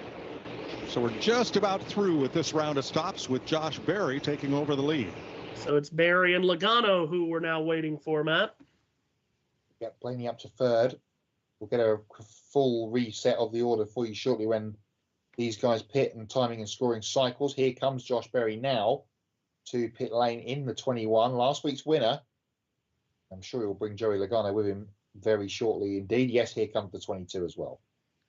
So, and Logano locks up the right front a bit there, getting down to 45 miles an hour.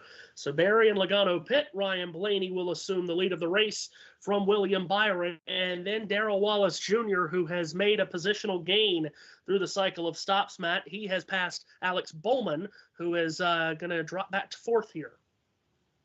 Yep, as Logano comes to the attention of his crew. Berry the same. Left side tyres done for Josh, and he's away a bit further up the pit lane than Logano was. So Blaney back to the lead, you mentioned, from Byron and Wallace. And here we're getting a replay of what happened to Daniel Suarez. Came off the banking, was looking good, and then the rears just locked the left rear by the look of it and spun to a stop. Didn't hit anything. And thankfully, there wasn't anyone else coming in behind him. He was able to do a bit of a 3-point turn down there, Austin Powers style-y, and get it back pointing in the right direction. But as you mentioned, just the luck of Daniel Suarez at the moment. Now, I'm not a rocket scientist, but I think we all know that that was an oh bleep moment. Yes. Honestly, it's fairly hard to believe that he held on to finish 2nd last week, Matt, and that something didn't happen to take him out of that finish. Yeah, I mentioned he needed a good run. I'd forgotten that he had a good run last week, because of course at Phoenix he got wiped out in the Catherine Legg crashed, didn't he? Which was my first thinking port of call there for Suarez. And maybe it's going to be a good week, bad week, good week, bad week situation for the 99, which he doesn't need because, of course, he is in this 1-year contract extension at Trackhouse. We know Ross Chastain is locked in for a while. They've got Shane Van Gisbergen there as well, and Connor Zilich knocking on the door quite loudly down there in the Xfinity Series. Yes. JT, may I ask you a question? Is everything on the up and up on USRN2 and JBM IndyCar World? I think so. I haven't gone back into the Discord call because I have to log out of one Discord account and log into another Discord account because my officials radio Discord account is different to my normal Discord account. It's basically the very confusing life of JT. Indeed. Well, hopefully everything is up and running properly over there. They lost IndyCar Radio as well. Oh God! At the time, so if you were watching and thought, "Oh, I'll stick the radio feed on," that was gone too. It's a good job it wasn't an IndyCar radio broadcast on JBM, wasn't it? Well, and for that matter, to your point, Matt, I am stunned that they didn't at least throw a caution. Any time that we've had a scoring issue in NASCAR, and F1, they throw a yellow, and then the very next, they make one caution lap basically just to bunch up the field, and then they throw a red flag until all is fixed. Yeah, I mean, unless track scoring was still working, and exteriorly it wasn't, if that makes sense, then that's probably why they stayed green. But even if I'm a fan, I think there was some sort of timing screen working because JB was commentating just off a timing screen when I joined. That's back to my previous point. I guess that makes sense why they didn't stop the race. Let's hear from Jamie Little. Yes. Right now, happy as he cycles back to the lead. Meanwhile, Denny Hamlin back in 8th right now. Lost a little bit of ground. They pitted 7 laps later than Blaney, lacking overall grip off of 4. And the sun, I'll tell you, keeps going in and out, Regan, messing with these drivers in the handling. Well, David, the 24, William Byron, as Mike just mentioned, a very nice job on that pit sequence to gain a couple of positions. Still struggling with the front turn on the car. The front tire's not working quite as good as he would like to, especially early on in runs for that 24 car. The 48 of Alex Bowman, they were very worried earlier today about the long run of the race car, but right now it's the short run he's been commenting on the most. Short runs, he can't get the right rear to grip the way that he would like to. Feels like it's bouncing a little bit too much and spinning too much off of the corners. And the 77 of Carson Hocevar, a great pit sequence for them, staying out, gaining all of that track positioning, holding it still as he's running right now. He was free on the long runs earlier, but right now the balance is very good. And Luke Lambert told me one of the strengths of their driver is his ability to have creativity and move all around on the racetrack. I think that's part of why they had confidence to do what they did. Yeah, great strategy for the 77. You see him right behind. So as I've just tweeted, which I don't often do while on the air, is the Fox strategy to not have the pit reporters report during the pit stops, but then give us a Cliff Note version after the stops? Here's Larry. It wasn't necessarily trouble on the left front. The tire changer had to index his own tire because the guy that was going to index his tire went back over there and did more repair work on the area that was damaged on that pit road accident. So Logano 34th, Bell 30th. So did you get all that, Matt? Did you get all the Cliff Notes? I'm going to say sure. We're going to say sure, and we're going to move on. Move on. We are down to 30 laps to go here in stage 2. Here at Homestead, where Ryan Blaney leads the way. And to use quickly, just to use a Seth line, because I don't know what you've just done, but the picture quality has become much more clearer, so don't touch any more, please. Very good. Then in that case, we will hold off on the mid-race report, and no, it's fine. No, we'll do that. We'll do that at stage 2, at the end of stage 2. My goodness. Okay. Man, so well, to use your line earlier, so many plates spinning on in many ways. Anyhow, so Blaney's lead at 3 seconds on William Byron, who now runs second. And I was just about to mention, Matt, it is so difficult to win these NASCAR Cup Series races these days because there's so many circumstances. The field is so deep, so good, so competitive. The races can be so random at times with cautions and stages, and just everything makes it very difficult to win these races these days, which in turn makes it even that much more difficult to go out and absolutely flatten the rest of the field. Like we've seen, you know the type, Jeff Gordon, Tony Stewart, Jimmy Johnson, Dale Earnhardt, Richard Petty in their day, just go out and, Martin Truex, yes, would just go out and be like a boa constrictor to the rest of the field. It's very difficult to do that these days, but it's what Ryan Blaney is doing today. Yeah, 141 laps in the books when they finished this one, and Ryan has led over 100 of our 141 laps. So, been a masterclass from the 12 team. They've certainly got the wizard going well down there at Team 12, and he's just, once he's got back to the front, every time he's lost the lead, he's just powered away from the field. As you mentioned, it's 2.7 seconds now, the gap to Byron. He's running him down slowly. Denny Hamlin on the alternate strategy is 6th, and he's stuck up behind Austin Cindric at the moment. Kyle Larson coming to the back of him, so watch out for those guys. 24 laps to go in this second stage, and Hamlin just passed Cindric coming out of turn number 4, so that's a positional change. Watch for those two guys, especially coming forward at the end of the stage, much like Larson did in the end of stage 1. But they're not going to catch Blaney if it stays green. Hello, I'm back. Hopefully nothing broke. No, it did not. All right, Fox has given us a break because, of course, they have. So let's go ahead and knock this out now before anything else happens. This is our USRN mid-race report, as we are just past the halfway point of the Straight Talk Wireless 400. 141 of 267 laps are complete. Ryan Blaney leads, as Matt just told you, by basically 3 seconds on William Byron. Darrell Wallace Jr. runs 3rd. Alex Bowman runs 4th. And Denny Hamlin up to the 5th position. It has kind of been your typical Homestead Miami Speedway race with a lot of long green flag runs. Choosing when to pit has obviously been enormous in these first 2 stages. Some drivers coming in shy of the halfway point of the stage, others splitting the stage completely in half. That's what Denny Hamlin did in stage 1, and it's what he's doing here in the second stage too. He's on strategy B, if you will, after pitting later than most everyone else. He's in 5th, but he's 9 seconds behind our leader, Ryan Blaney. We have had just 2 cautions, one for incident, came with 10 laps to go in the stage for a Christopher Bell single car spin.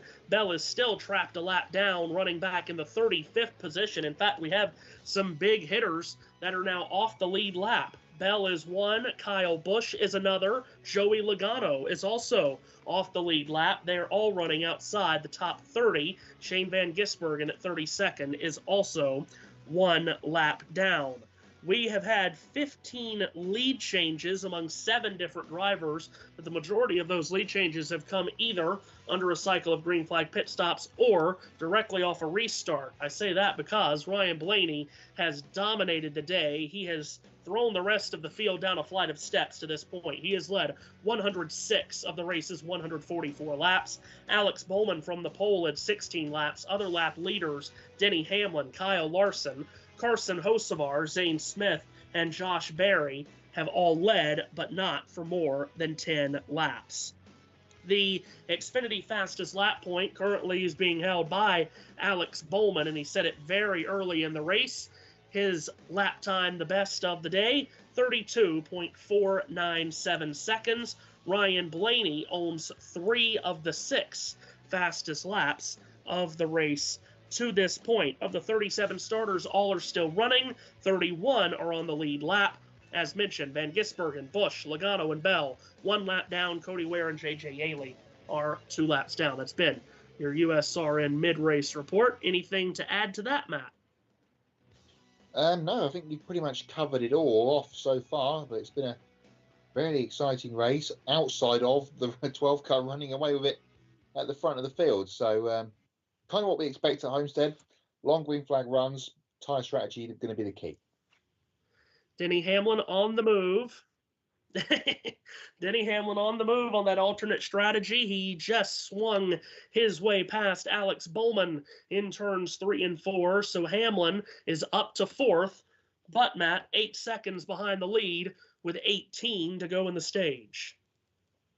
Yeah, 3 seconds up to Darrell Wallace Jr. in 3rd place. So next one going to be a little bit further away from Hamlin as he completes or continues to battle his way back up on this alternate strategy.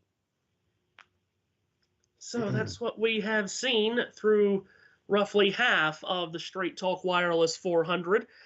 It does have a different feel to it, though, Matt, doesn't it, from the last handful, because it's not a playoff race, so we're not every 2 or 3 laps checking the live standings, and we're not talking about Reddick's minus 30 and or he was minus 30 at the start of the day, and he's leading, and that's bumped this guy down to 5th. We're not talking about that, so it's given the race a different feel, much the same way that the Texas race felt when it moved out of the playoffs last year. Yeah, good point. And talking of Tyler, he's in 11th position, 16 seconds away from the lead. We thought he would be in the conversation today, but just perhaps hasn't had the car under him to do the damage necessary to come back after a slightly lowly qualifying position. Unlike Kyle Larson, who also qualified back there, but as we talked about, he's made his way through to 5th, and he's down the 2nd of the 4 Hendrick cars, which are all inside the top 10. We will take a moment to catch our breath and give you a sound of speed.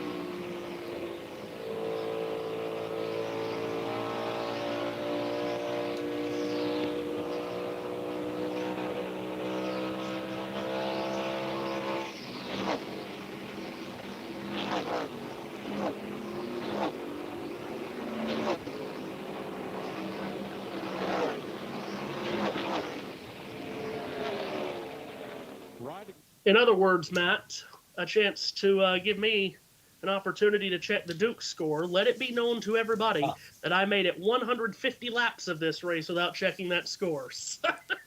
Good man. It's got to be a new record, hasn't it? What can you tell us? I can tell us that they're losing. Duke. No, God no. Duke leads Baylor 70-51 with 8 minutes to go. Let's get us to the finish line, shall we? We might have a fight for the lead. I don't think there's a might, Matt. Out of nowhere, William Byron. Yeah, he's cut the lead right down to Ryan Blaney. He's run on the tail of him while we were doing other things there. And Byron now right to the back of the 12 car, coming out of turn number 4. Wow, no one has passed Ryan Blaney for the lead of this race on the racetrack today. William Byron trying to do it here. As in turn 1, Byron rifles down to the bottom of the racetrack and pulls up alongside the 12 car. He does, and he won't get clear of him this time. He'll slide back in behind him coming out of 2. Darrell Wallace Jr. probably being told on the radio he's 2 seconds back here. These guys up front are battling. Just be on your P and Qs here, because it could come back to you in 3rd place if these two get to battling. They'll come to the line this time to be 10 laps to go in stage 2. Blaney looks to have perhaps got rid of the threat from behind for the moment. He'll continue to lead. Here's a battle going on just outside the top 10. Tyler Reddick making a pass on AJ Allmendinger in turn 3. Quickly, while I remember to mention it, we talked about this guy a lot in the last few weeks of the season. Kyle Busch won the championship here twice. He's 34th and a lap down, unseen by our cameras, pit reporters, or anything else. So another troubled day for the 8 team. Yes, mentioning that he fell a lap down in the mid-race report might be the first time we've mentioned his name since the grid, I think. Which hasn't... not good for Kyle Busch after what has been a solid couple of weeks for him, particularly at COTA. As Tyler Reddick did make that pass to move up into the 10th position, A.J. Allmendinger has quickly lost positions to Reddick, Briscoe, and Chris Buescher. Meanwhile, Austin Cindric is going after Alex Bowman. What is that? That's at 5th? 6th place, because here's, you might be right, but up above them, Kyle Larson and Denny Hamlin side by side for what would be 4th. And Larson on the inside of Hamlin as they come out of turn number 3 and 4, with Wallace just in front of them. So we're going to have a freeway fight for 3rd place here at the end of the stage. So it's all coming together here at the end of the stage for the lead with Blaney and Byron, and then at 3rd with Wallace, Hamlin, and Larson. Bowman has backslid quite a bit from that in 6th. Let's pick up the leaders heading through traffic to turn 3. Yeah, indeed. 35 car and the 34 car in front of Ryan Blaney as they headed into turn number 3 this time. Byron mid-tracking it. Here's Denny Hamlin passing Darrell Wallace Jr. just behind these guys. They're only a second and a half, so they've peeled another second into them since I mentioned it a lap ago. So this trio really closing down on the lead duo. Yeah, the Hamlin on the fresh tires could absolutely steal this stage away from Blaney, who is definitely getting slowed up in this traffic. He's got past 1. He's got Gilliland next ahead of him. That was Riley Herbst that he passed in the black number 35. Here comes Larson passing Wallace. So Wallace fading here at the end of the stage. Well, that was rude from Larson. He chopped right across the nose of Wallace, who will try and get back underneath him through 3 and 4. But Larson winding it up against the wall. Byron gets past Herbst. Back to the back of Blaney he goes. Yeah, Hamlin has absolutely used a strategy that he uses a lot at Darlington here to pit later than everyone else to have more tire at the end of the run. And Matt, right now it is working as Blaney threads his way between the wall and Todd Gilliland. And Hamlin does the same to go second past Byron. So Denny Hamlin on the move here, up in a 2nd place, has his eyes set on a stage victory. 5 more laps and a corner to go for the 11 if he can get around the 12. Well, he can't get around Gilliland here on the exit of turn 4. Meanwhile, Riley Herbst getting passed by William Byron and Kyle Larson. Very nearly spun his colorful Toyota. Larson's going to take it to the very bottom of turn 1 to get past Byron. I think the stage win battle's not going to be Blaney and Hamlin, Matt. It's going to be Hamlin and Larson. Yeah, you might be right. Hamlin right to the bumper of Blaney as they come down the back straightaway. He dodges a nose out to the inside, but gets back in line, heading to 3. Meanwhile, on the inside, like a rocket, here comes Kyle Larson to try and get involved, and Byron isn't too far away either. Exciting end to stage 2 at Homestead. Here comes Hamlin, slices from top to bottom to go 3 wide with Blaney in the lap car of Ross Chastain, and Denny Hamlin with his tire advantage rockets past Ryan Blaney into the lead with under 4 laps to go in the stage. Now Blaney is left defenseless to Kyle Larson. Hamlin to the lead, Larson to the left elbow of Ryan Blaney, whose car has faded dramatically in this last little end of this run, and these guys have got fresher tyres. Larson goes to 2nd on the inside momentarily. Blaney will have the momentum up top, but Larson looks like he's going to clear him. Free to go in the stage. Oh, and then Blaney cuts back underneath Larson on the exit of turn 4. Very sideways while doing it. They were side by side down the straightaway, but by the time they get to the corner, Blaney just doesn't have any tire left, and Larson runs away from him.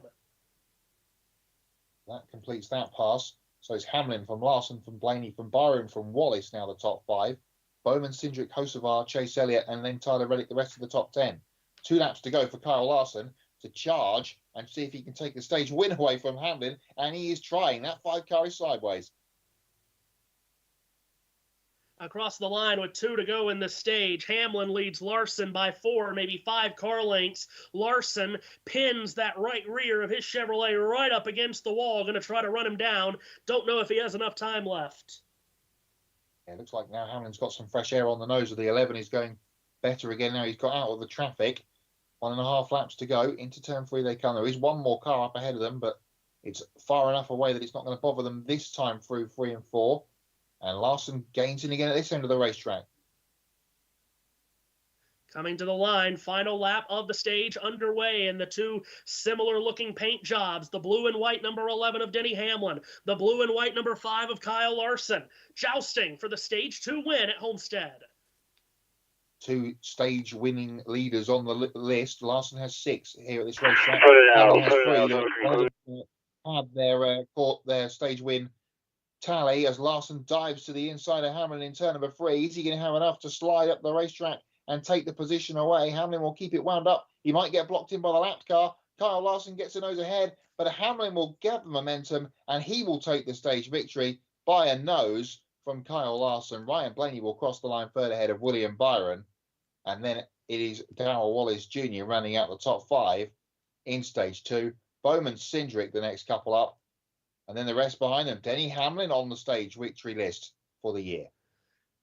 48th stage win of his career. That draws him to within 2 of the active leader list of stage wins, behind only Kyle Larson with 50. How about that ending to the stage? Denny Hamlin and Kyle Larson using the alternate strategy, getting past Byron, getting past Blaney, and then coming to the stage flag, basically separated by half a car length. This is going to be a fun finish at Homestead, which we often get. All right. Indeed, we always do get here at Miami Homestead. 160 laps remaining in this one. That is incorrect. The timing screen has frozen. Apologies for that. Only 101 to go. Let me refresh that for all you viewers. That's been frozen for 59 laps. There we go. That's much better.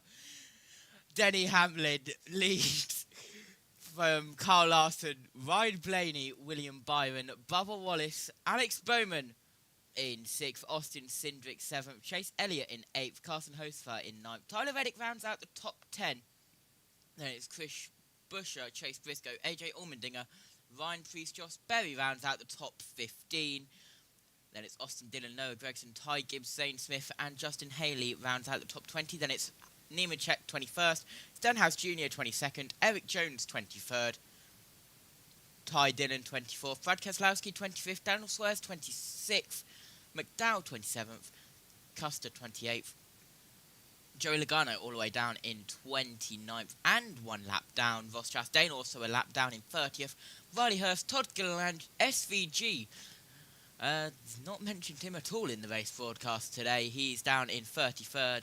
Then it's Kyle Busch in 34th, a lap down. Christopher Bell a lap down in 35th place. Cody Ware and JJ Yellowly are the 2 cars that are 2 laps down at the rear of the field. A lot of big names. 1 lap down. 100 laps remaining, that's a lot better, and a lot of yellow flashing lights on the OBS, which is a good thing, because that tells me the timing screen's actually working for once, as we have just passed 9 PM GMT, 5 PM Eastern, 2 PM Pacific, and 10 PM Central European time.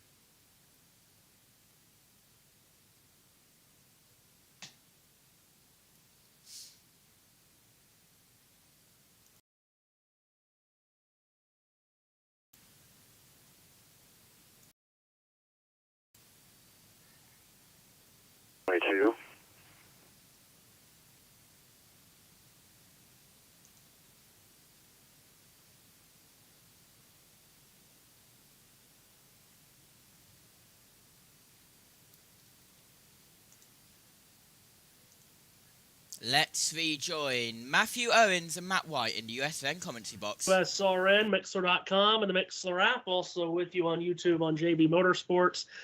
It's the Straight Talk Wireless 400 for the NASCAR Cup Series at the Homestead Miami Speedway. Matthew Owens, Matt White, JT also with us here, providing, well, the most amount of help that he always provides us with as he spins 15,000 plates on other sticks around the area. You are anyway. very, very funny.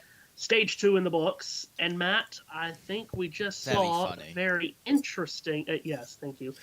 Matt, I think we just saw a very interesting end to that second stage because it was totally different than what we had happening at the end of stage 1, which got interrupted with that late caution.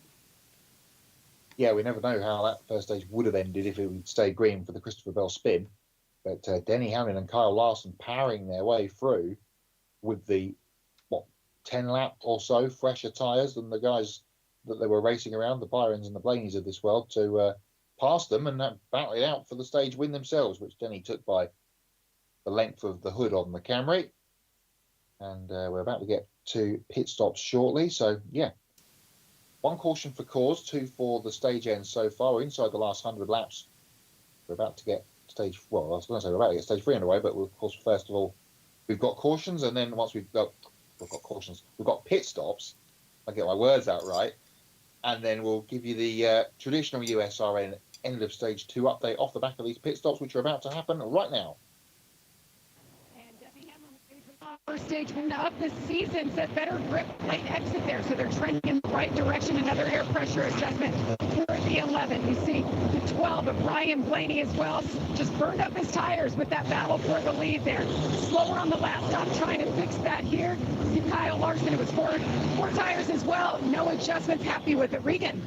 24 William Byron on the bottom right needed to be tighter after the green flag stops right there. He brushed the rears up too much as they ran. So we've had some bumping and boring on pit road here as Kyle Larson is going to win the race off of the pits from Hamlin, Byron, Wallace, Bowman, Cindric, Elliott. Where is Blaney? 9th.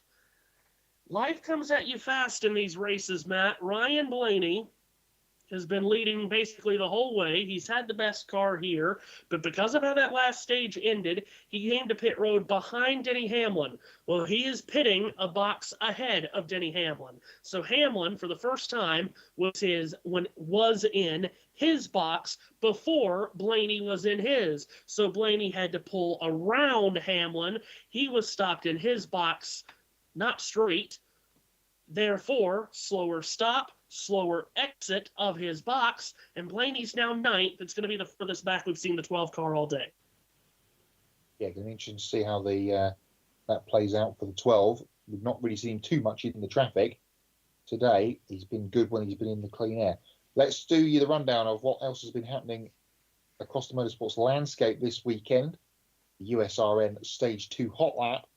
We'll start where we are at Homestead. It's been a busy weekend of all NASCAR racing this weekend, and it started on Friday night with the Truck Series races we were talking about earlier on. That was on Friday night. Kyle Larson stepping in to the Spire truck and getting the victory on Friday. Yesterday, the Xfinity Series was in action. Justin Allgaier backed up after his win at Las Vegas last week to take another win here at Homestead last night. Also in Florida, down at Pensacola, the ARCA East Series got their season underway with the Pensacola 150. Max Reeves getting the victory for Joe Gibbs Racing in the number 18 Toyota and his debut in the series. So congratulations to him. We've talked a lot about Thermal Club. That race is about to finish over on USRN2 and the other JBM stream. If you want to jump over and see what happens at the end of that race, there's literally a couple of laps to go. Also on JBM and USRN this morning, we had the Formula One Grand Prix of China, which was won by Oscar Piastri in dominating fashion. Take McLaren's second win of the year. Lewis Hamilton got his first Ferrari win. I will say that is a Ferrari win, not a Grand Prix win, Matthew. I know you like that one. It's a sprint race.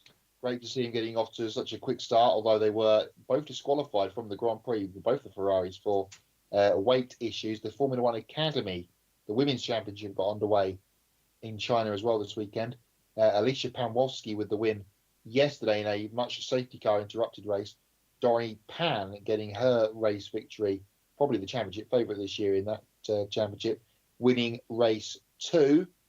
That probably covers it with IndyCar about to finish. Next weekend, we, as in NASCAR, are off to Martinsville. Truck Series, Xfinity Series and the Cup Series all in action.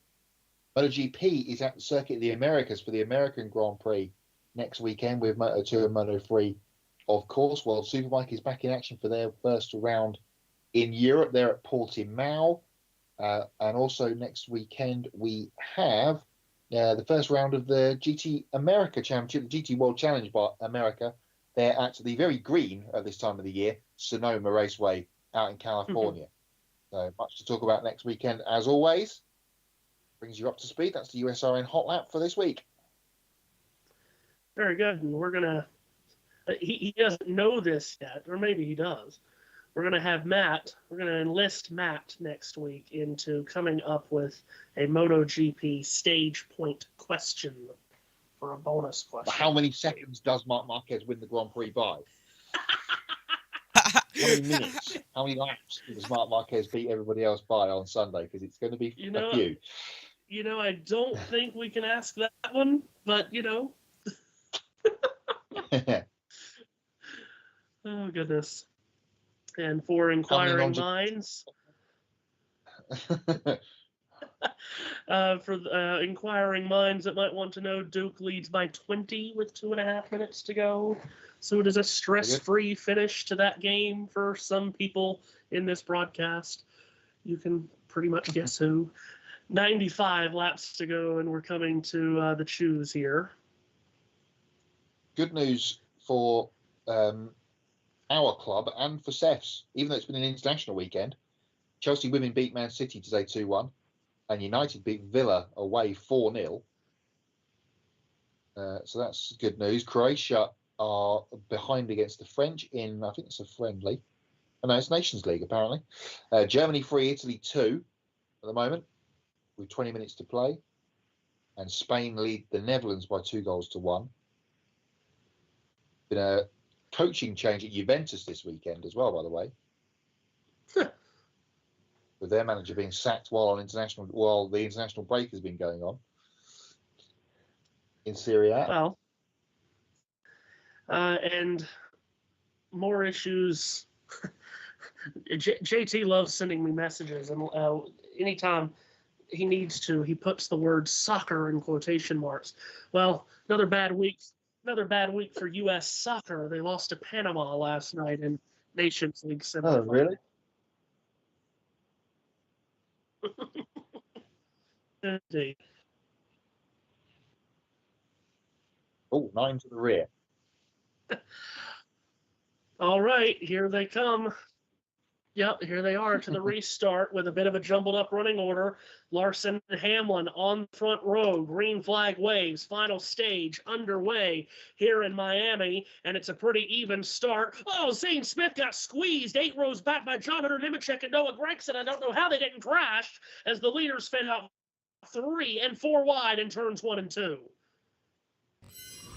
Hamlin has the lead as they head down the back straightaway. Wallace and Larson side by side for second. 4, 5 wide behind them, with Austin Cindric trying to make a big move down the inside of Chase Briscoe. Will they all survive at this end of the racetrack from a near crash? They have for the moment, and Denny Hamlin is setting sail out front. So Hamlin away with the lead, and it's a good thing for him that he is, because behind him it is an absolute mess. Poking out of the pack, Alex Bowman gets to the inside of his teammate William Byron. That's for 5th. Turn 2, they come, and down the back straight. And Austin Cindric just behind that battle that you mentioned. Tyler Reddick, the furthest he's been up all day. Maybe the 45 car has been laying in wait here for the final stage as he attacks the car of Denny Hamlin. Kyle Larson to the front, and he will continue to lead as they come out of 4. So Larson from Wallace, Hamlin, Reddick, Byron, the top 5. Byron now going after Byron going after Bowman. Thank you. All the B's coming right together as it's been all season long, of course. 3 coming together at the front with Wallace right to the back of Kyle Larson this time, heading down the back straight away. That GTA looking number 23 dives to the inside of Kyle Larson.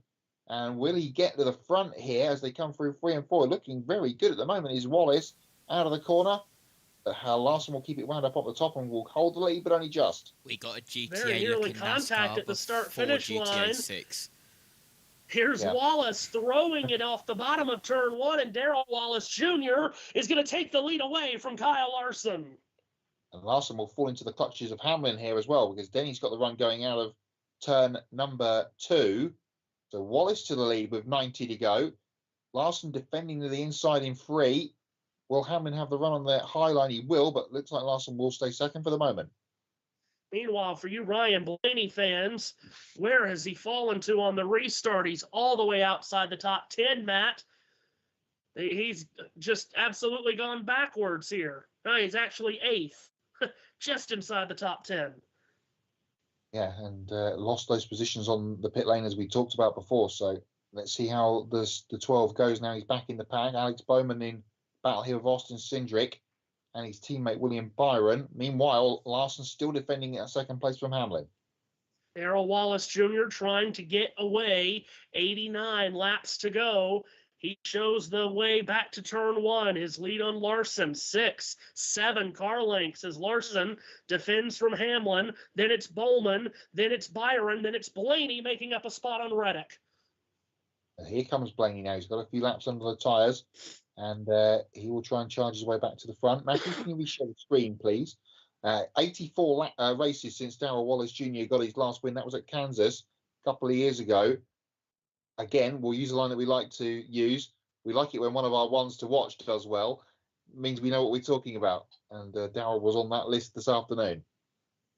And here's Blaney still going after Byron in turn 1. Blaney goes to the bottom of the racetrack. Doesn't need to be wasting a lot of time here in these battles, Matt. Yeah, he needs to be getting to cars, passing them, and he's now doing that. He passes Byron coming out of turn number 2. William will get right to the back bumper of the 12 car as they head down towards turn 3, however. A little bit further ahead, Alex Bowman has joined the party for second place as he attacks Denny Hamlin for what would be third. Meanwhile, Byron's not giving up this fight against Blaney. Tried to work his way to his inside in turn 4. Could not pull up alongside, but Blaney's still playing more defense on Byron than he is playing offense on the trio ahead of him. So Cindric a little bit further back in the pack up on the high line, trying to get past Tyler Reddick. Field is pretty much strung out now that we've got settled down from the restart. So let's give you the run through. Wallace, Larson, Hamlin, Bowman, and Blaney in the top 5. Byron, Reddick, Cindric, Allmendinger still in the top 10. Great one for AJ. And Chris Buescher up in the 10th place ahead of Chase Briscoe. Hocevar, Gregson, Josh Berry recovering after that pit incident is 14th. Austin Dillon, Michael McDowell, Ryan Preece, Ricky Stenhouse Jr., Justin Haley, and Ty Gibbs, the rest of the top 20.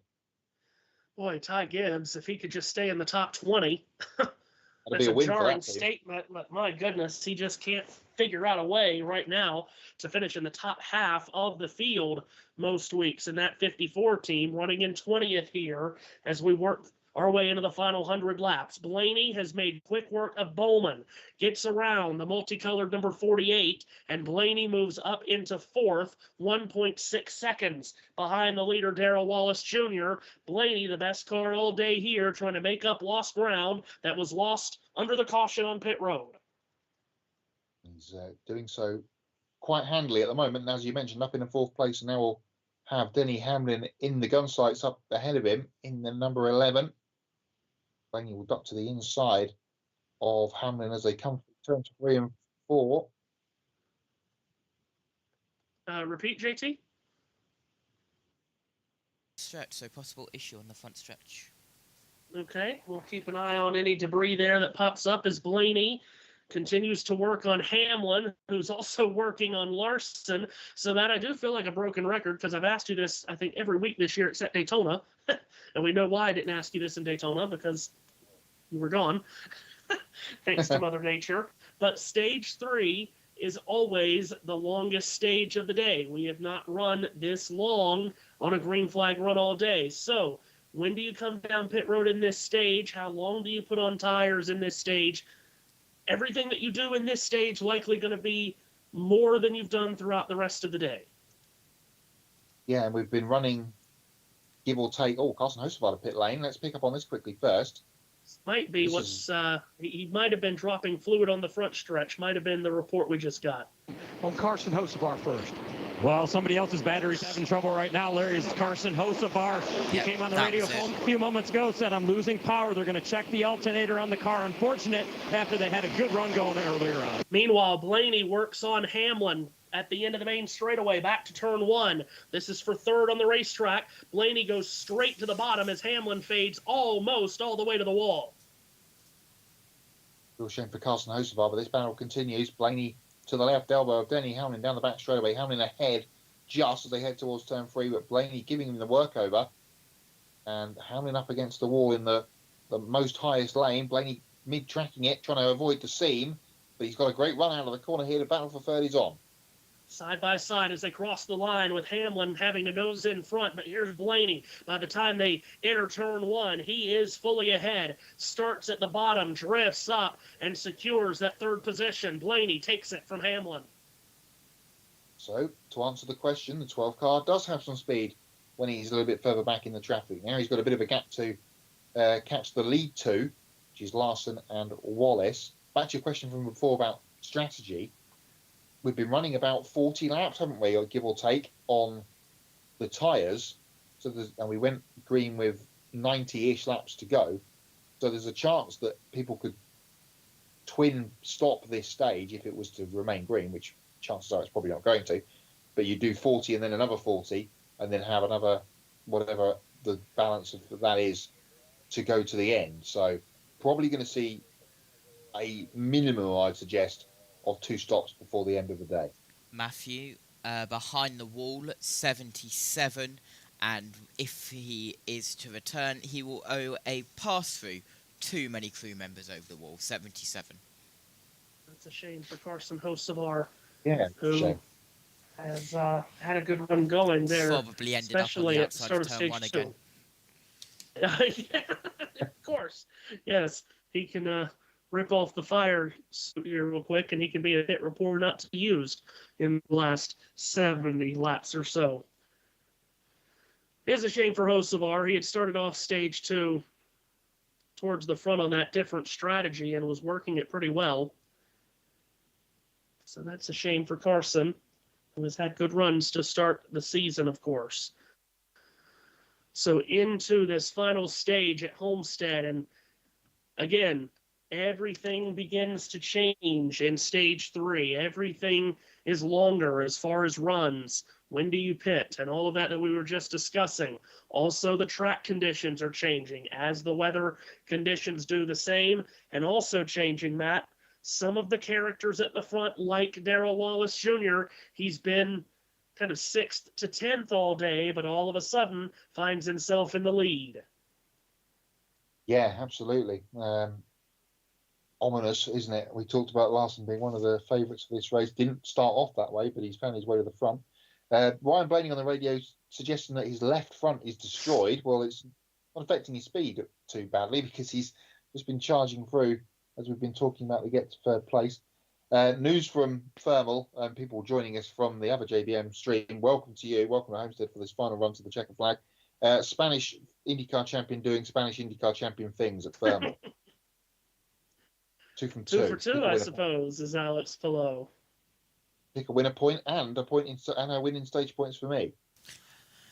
Very good. Don't remind me of not getting my pick a winner choices in time because I was too busy fixing the JBM issues. Thank you very much. Uh-oh. Also on the blood. exactly right. Also on the YouTube stream, say hi to our friend Adam, who says, "Have you been watching any of the NCAA basketball?" Indeed I have. And he also says, "Happy belated birthday," which appreciation to you for saying that. The top 3 at the front are coming together, Matt, with 75 laps to go.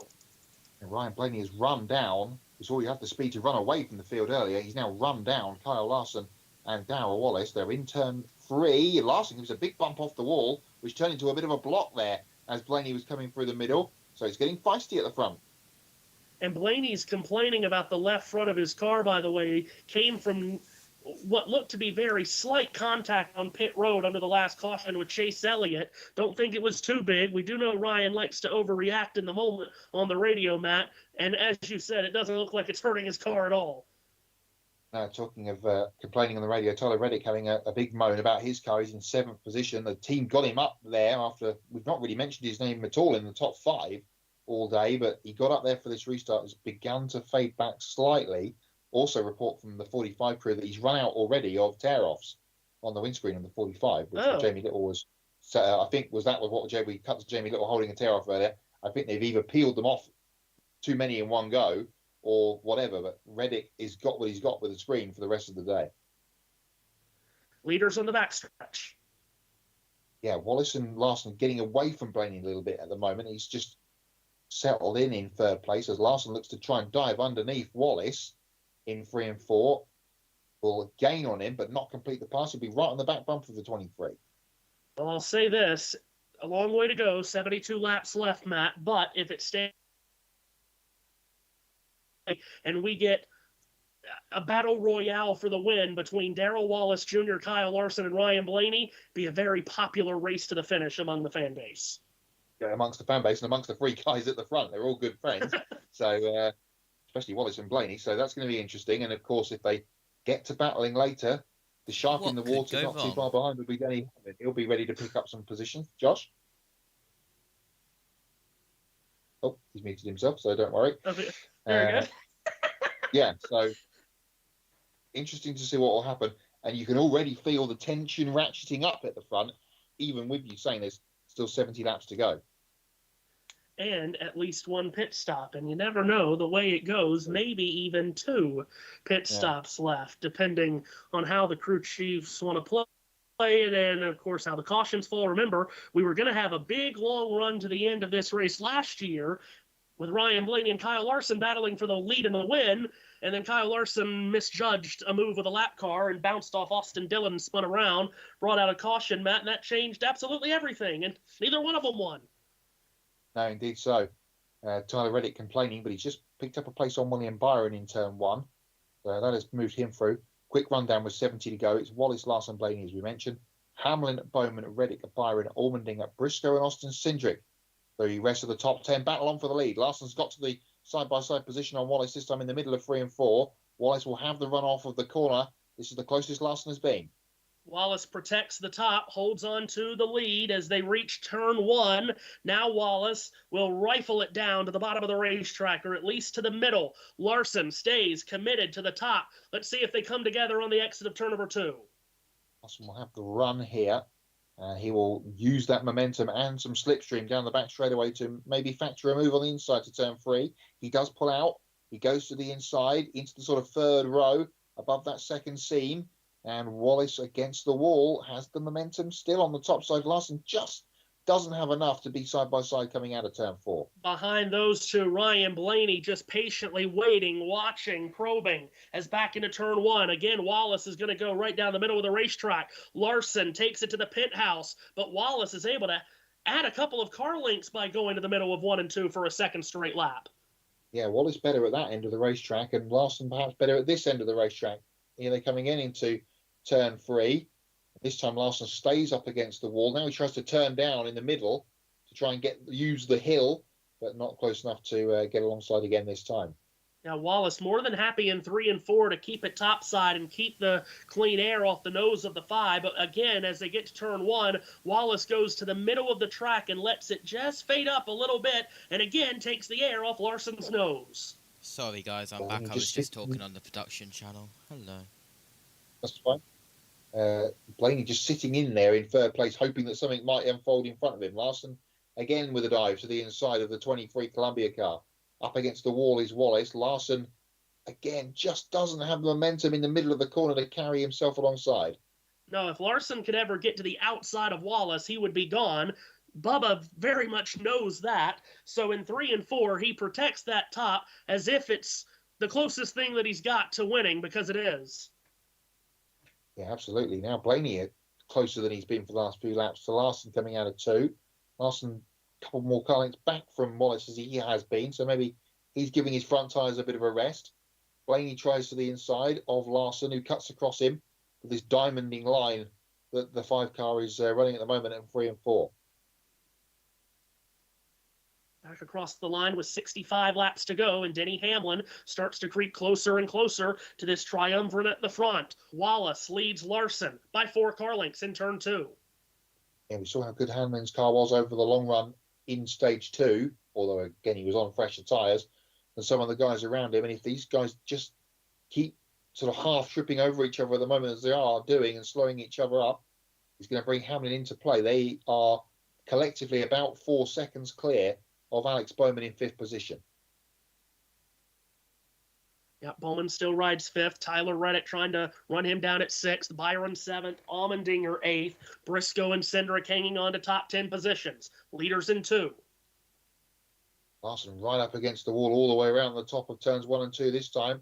That's giving him a bit of a run down the hill, and this time he'll use the slipstream to attack Wallace. Will he? No. Again, sits in behind, heading to 3. And will he continue with this different line in 3 and 4? Yes, he does, but it's not gaining him any advantage on the exit of turn 4. Let me ask you a question as far as Ryan Blaney is concerned here, Matt, as he just sits here in 3rd position, just not losing any time. He's not making an attempt to pass either one of these top 2, but he's just sticking in there, not losing time.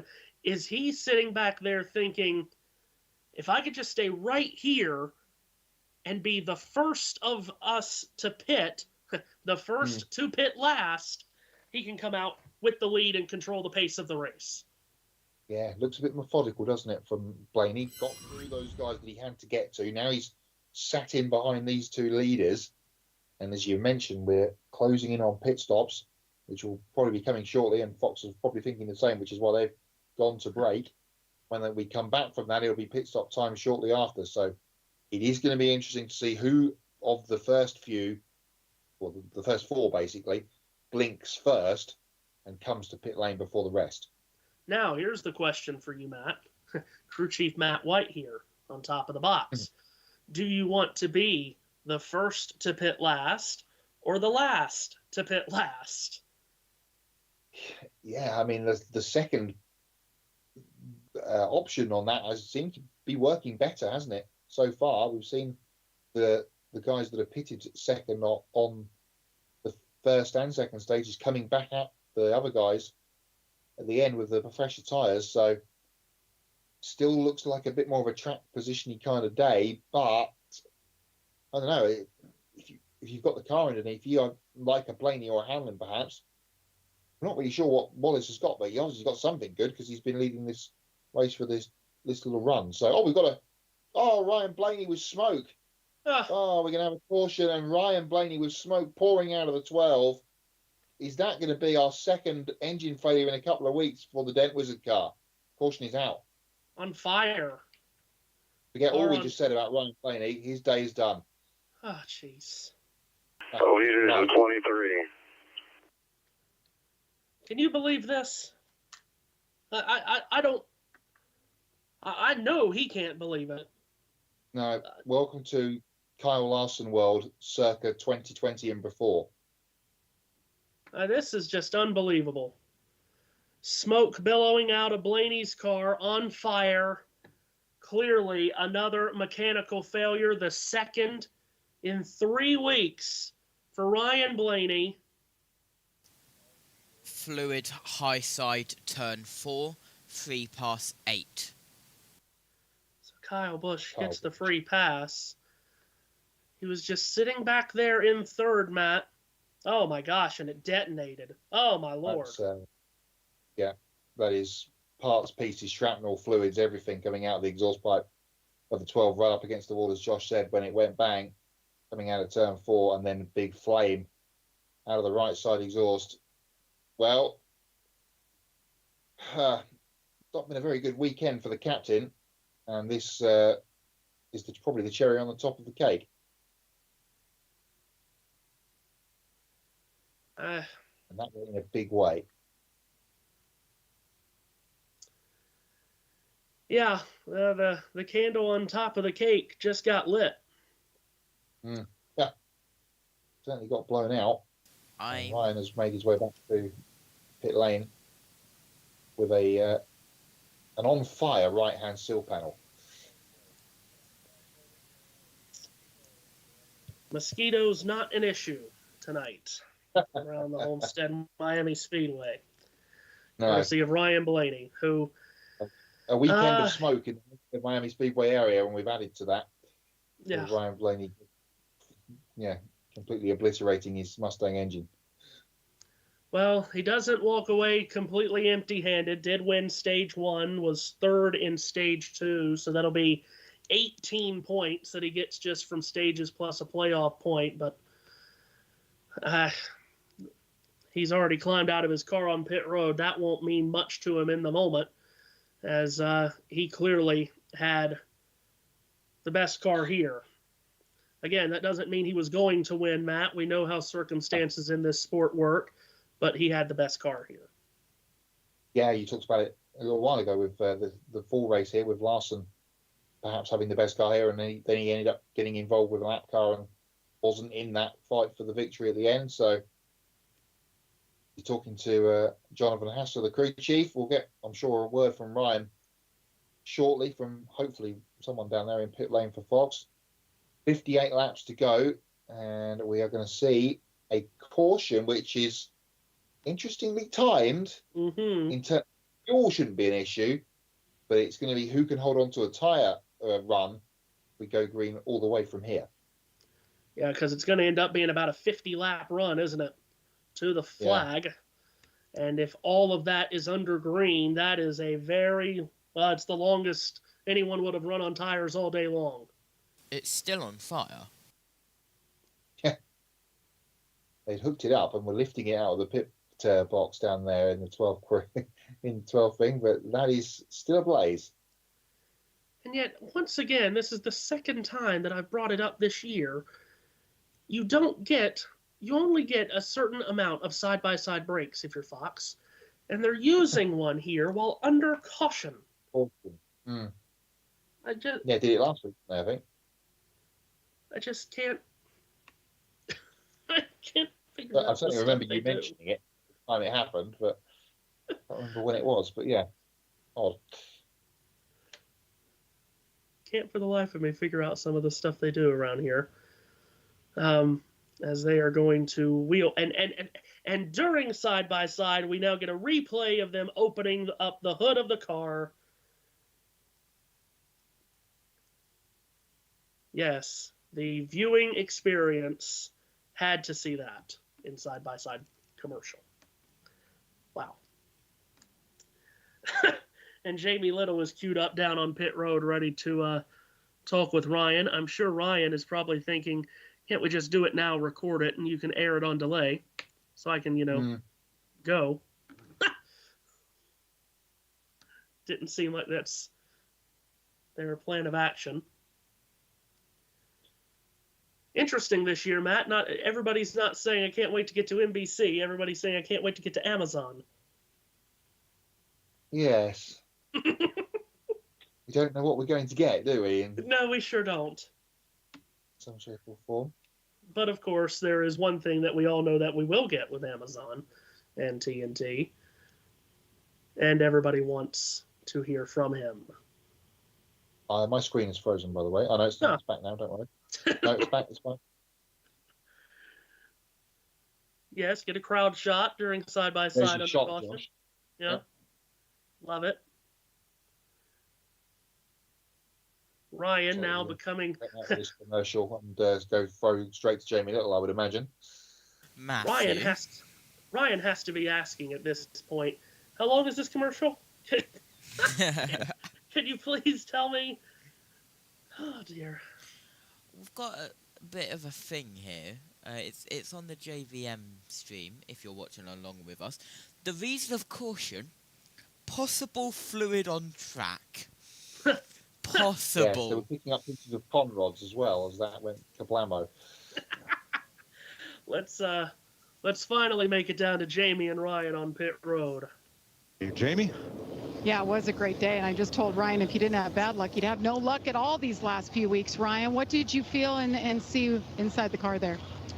Nothing. I didn't have any warning. It just laid over when I got back to wide open down the front, and that was all she wrote. So, yeah, my gosh, just stinks. I mean, really fast Dent Wizard Ford Mustang. Led a lot of laps. Lost a little bit of track position there with some stuff on pit road. But, got back to third, and it was a great race between, me and Bubba Larson.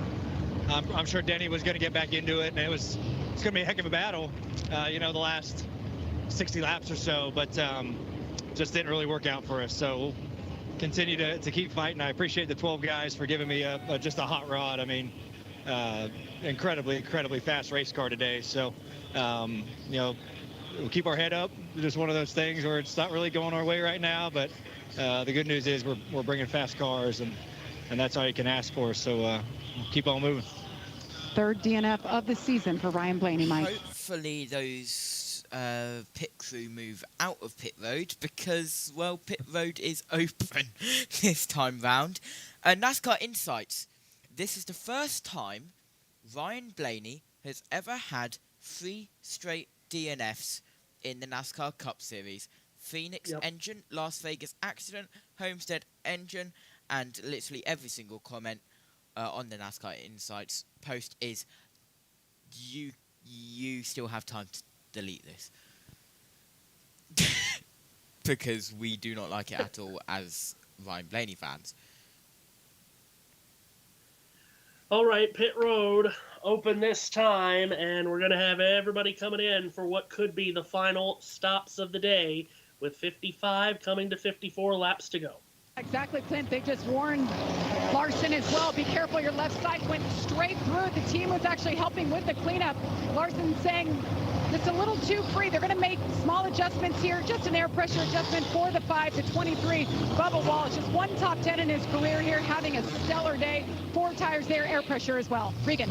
24, William Byron, too tight the entire run, as he has been all day after yellow flag stops. The 48 of Alex Bowman as well, too tight. Told Blake Harris, I just need front turn. Please get me front turn. Wallace's team holds serve on pit road. He wins the race off from Larson, Hamlin, Bowman, Reddick, Cindric, Busher, Briscoe, Byron, and Gregson. 3 positions gained for both Cindric and Busher on pit road here. Of course, it never takes much, Matt, for me to bring up a Jeff Gordon moment. Hey, and that doesn't take much for Fox to bring up Jeff Gordon. Wow! Oh, my goodness. Can't you believe? Anyway, wow. Anyway, it reminds me of Michigan in 2004. Jeff Gordon was on his way to lapping the field that day and blew an engine. That's what it reminds me of today with Ryan Blaney, unfortunately. Although I've never had that happen. Boy, bring him up, and there he is on the screen. Heavens. I mean, we talk weekly that Fox or NBC are listening to us because we'll mention something and then they'll show it, talk about it, reference it, put up a graphic, whatever. But that was, as it left your mouth, there was a shot of Jeff Gordon on the 48 box for Alex Bowman. So that nothing better than that. That was extremely good. Cleanup took a lot longer on pit lane there because where Blaney had come through his box, behind Blaney's box was a break in the wall, and then it was Kyle Larson's, and he'd driven through and spilt all of the fluid out of that Mustang through those boxes. So they had to get that cleared up for Larson and the like to get their pit stop done. We'll take a quick break on USRM, but no, we're going to stay with you. Oh, yes, I was just getting the time mark on that moment. Because... All right, good. Very good. You can click that up against the pictures on Tuesday when NASCAR put the race. Oh, indeed. So we're going to be wave around happening. So a couple more laps under yellow, and as you said, it's going to be a green flag with about 50 to go. Sir. So shout out to AJ Allman again. Fox are just highlighting here what a great day that team has had again after a really good day at Las Vegas last week. Yeah, absolutely. Austin Cindric and William Byron penalized for speeding on pit road. Those are 2 top 10 runners, Matt, who will be include as well for loose tire or something like that. 1 to go at the line. So Ricky Stenhouse Jr. also penalized. So Matt, that's 2 top 10 runners in Cindric and Byron to the rear for the restart. Yeah, Cindric's been around the top 10 as you mentioned. Byron was certainly in the conversation through the last portion of the race. So they have to choose. Larson goes to the outside. Wallace, the pole man, takes the inside. Hamlin and Bowman on row 2. Busher and Reddick on 3. Gregson and Briscoe on 4. Allmendinger and Austin Dillon up into the top echelon of places. They will be on row 5 for this restart. William Byron has come back down pit road after having the penalty to start from the rear. They're going to make some more adjustments on the 24. Top him off with fuel, make sure he's good to go to the end. Just still chuckling about that. You do enough of these races, I guess you Inside just see line for the more and more weird vehicles. stuff. Everyone close up, nose to tail. Everyone's clear for your caution car. Come to the green this time. Sounds thrilled to be here. All right, Matt, this is going to be fun. I would have to think the drivers aren't going to be pleased about it, but if it goes green the whole way, they're going to have to go these 50 laps on these tires. Yeah, could be a good old-fashioned tyre race to the end here. Fuel shouldn't be a factor, but tyres certainly will be. Chris Buescher up on the third row highest. He's been all day. Just going to see what they can do with the Kroger Farm Rich number 17. Anyway, Wallace and Larson on the front row, as I mentioned, and Hamlin and Bowman on the second row. 2 Hendrick cars, 2 Toyotas in the 24 places as we get ready to go back to green at Homestead. Will be a 51-lap dash to the finish. Here we are, green flag in the air, and Darrell Wallace Jr. spins his tires just like Kyle Larson did on the last restart yesterday. Larson tries to take advantage. Hamlin dove to the inside to make it 3 wide. Bowman around the outside to make it 4 wide. 4 abreast for the lead. Hamlin backs out. Wallace takes advantage. Bowman with a big run off the top at a second, and he will have his nose in second place. Hamlin and Larson side by side underneath him. Wallace clear to the lead though through turns 3 and 4. Larson backs out from the middle, and Hamlin will wash up and try and get ahead of Bowman, but he won't quite do it. Well, what a rebound on the restart from Darrell Wallace Jr. He was beaten on the green flag, but he gets back to the lead. Now they try to sort it all out behind him with Hamlin and Bowman fist fighting for second. 2 HMS cars side by side. And 3 and 4 wide, but a little bit further back. Here comes Hamlin down the inside of Bowman, then for that second place. Larson just in behind. Tyler Reddick up in the group as well. And then Chase Briscoe in behind them in the number 19. Hamlin trying to squeeze Bowman up to the wall at the exit of 4. Didn't quite happen. Oh, and he had to get out of the throttle and get in behind. Larson gone into the back of him. Here comes Chase Briscoe. Larson with a hard thump to the bumper cover of Hamlin. It brings Briscoe and Reddick into it all. Larson leans on Hamlin in the middle of 1 and 2. 3 wide coming out of the corner. All manner of stuff going on here. Who's the white car? That is AJ Allmendinger, is it, getting involved here as well? As they come down towards turn. Oh, it's Chris Buescher, sorry, the white and green car on the inside. He'll pick up the pass on Tyler Reddick. Larson has cleared Hamlin, and now will have his sights set on his teammate. Meanwhile, Briscoe, Buescher, and Reddick all still in a nest of traffic. Austin Dillon arriving on the scene out of absolutely nowhere. He's up into the top 10 in that camouflage number 3. Just ahead of Noah Gregson and AJ Allmendinger. Buescher gets in behind Briscoe as they go single file down the back straightaway. All this rooting and gouging, as you'd like to call it, is helping the leader out. Darrell Wallace Jr. has skipped away by 1 whole second from Alex Bowman, and then it is pretty much everybody else for 3rd and 4th place. Darrell Wallace Jr. trying to break what is a long winless drought of north of 80 races since he won at Kansas in the fall of 2022. He leads, as Matt mentioned, by a second. Larson, Briscoe, and Hamlin come very close together in the fight for 3rd. Briscoe almost ran into the back of Larson in the middle of the corner. Had to jump out of the gas there and almost took Denny Hamlin with him. Chris Buescher sitting in behind these guys. So Briscoe's up to 4th ahead of Denny. Here comes Austin Dillon trying to pass his old teammate Tyler Reddick in 3 and 4. Hamlin up against the wall now trying to follow in the wheel tracks of Larson. Dillon didn't make the pass on Reddick. Yeah, Reddick holds on to that 7th position ahead of Austin Dillon. Then comes AJ Allmendinger and Noah Gregson, who have been in or around the top 10 all day long. But it's Darrell Wallace Jr. at the front who they're all chasing. Out of turn number 2. And Dillon slides in behind Reddick. Here's AJ Allmendinger, as we mentioned. What a great day that 16 teams had. He's in 9th place now. Just got round Noah Gregson a couple of laps ago. And this is all happening, as we mentioned, at the back end of the top 10. Runs better when they're lighter on fuel, but the way it's bouncing around for that last stop. Clint, I know you were interested in why it was longer. They had to hold and wait a little bit longer on fuel. So that was the 12-second stop. He gave up a couple of positions and fell outside the top 10 there. Now, you guys also mentioned Chase Briscoe. What an undertaking it's been for this young man to switch from Ford to Toyota and jump into the Joe Gibbs way. I talked to his crew chief, James Small. He said he likes a tighter car than what Martin Truex Jr. likes, and it's taken a lot of getting used to what he needs Chase committed. He's had to change his driving style to get comfortable, and it's good to see them have a solid run. They really needed it. Yeah, 51 Briscoe. to pit road 51. That's Cody Ware. Briscoe and Hamlin still fighting here, Matt. This is tooth and nail stuff for fourth. Yeah, great battle going on between the two Gibbs teammates. It's bringing Chris Buescher into the fight. Will he dive to the inside? Darrell Wallace on the radio saying, try to give that one away. I restarted in third like a bleeping idiot. So there you go. You mentioned that he fumbled the start, but to use a Martin Brundle phrase, in the second phase of the start, he recovered brilliantly and now has over a second lead.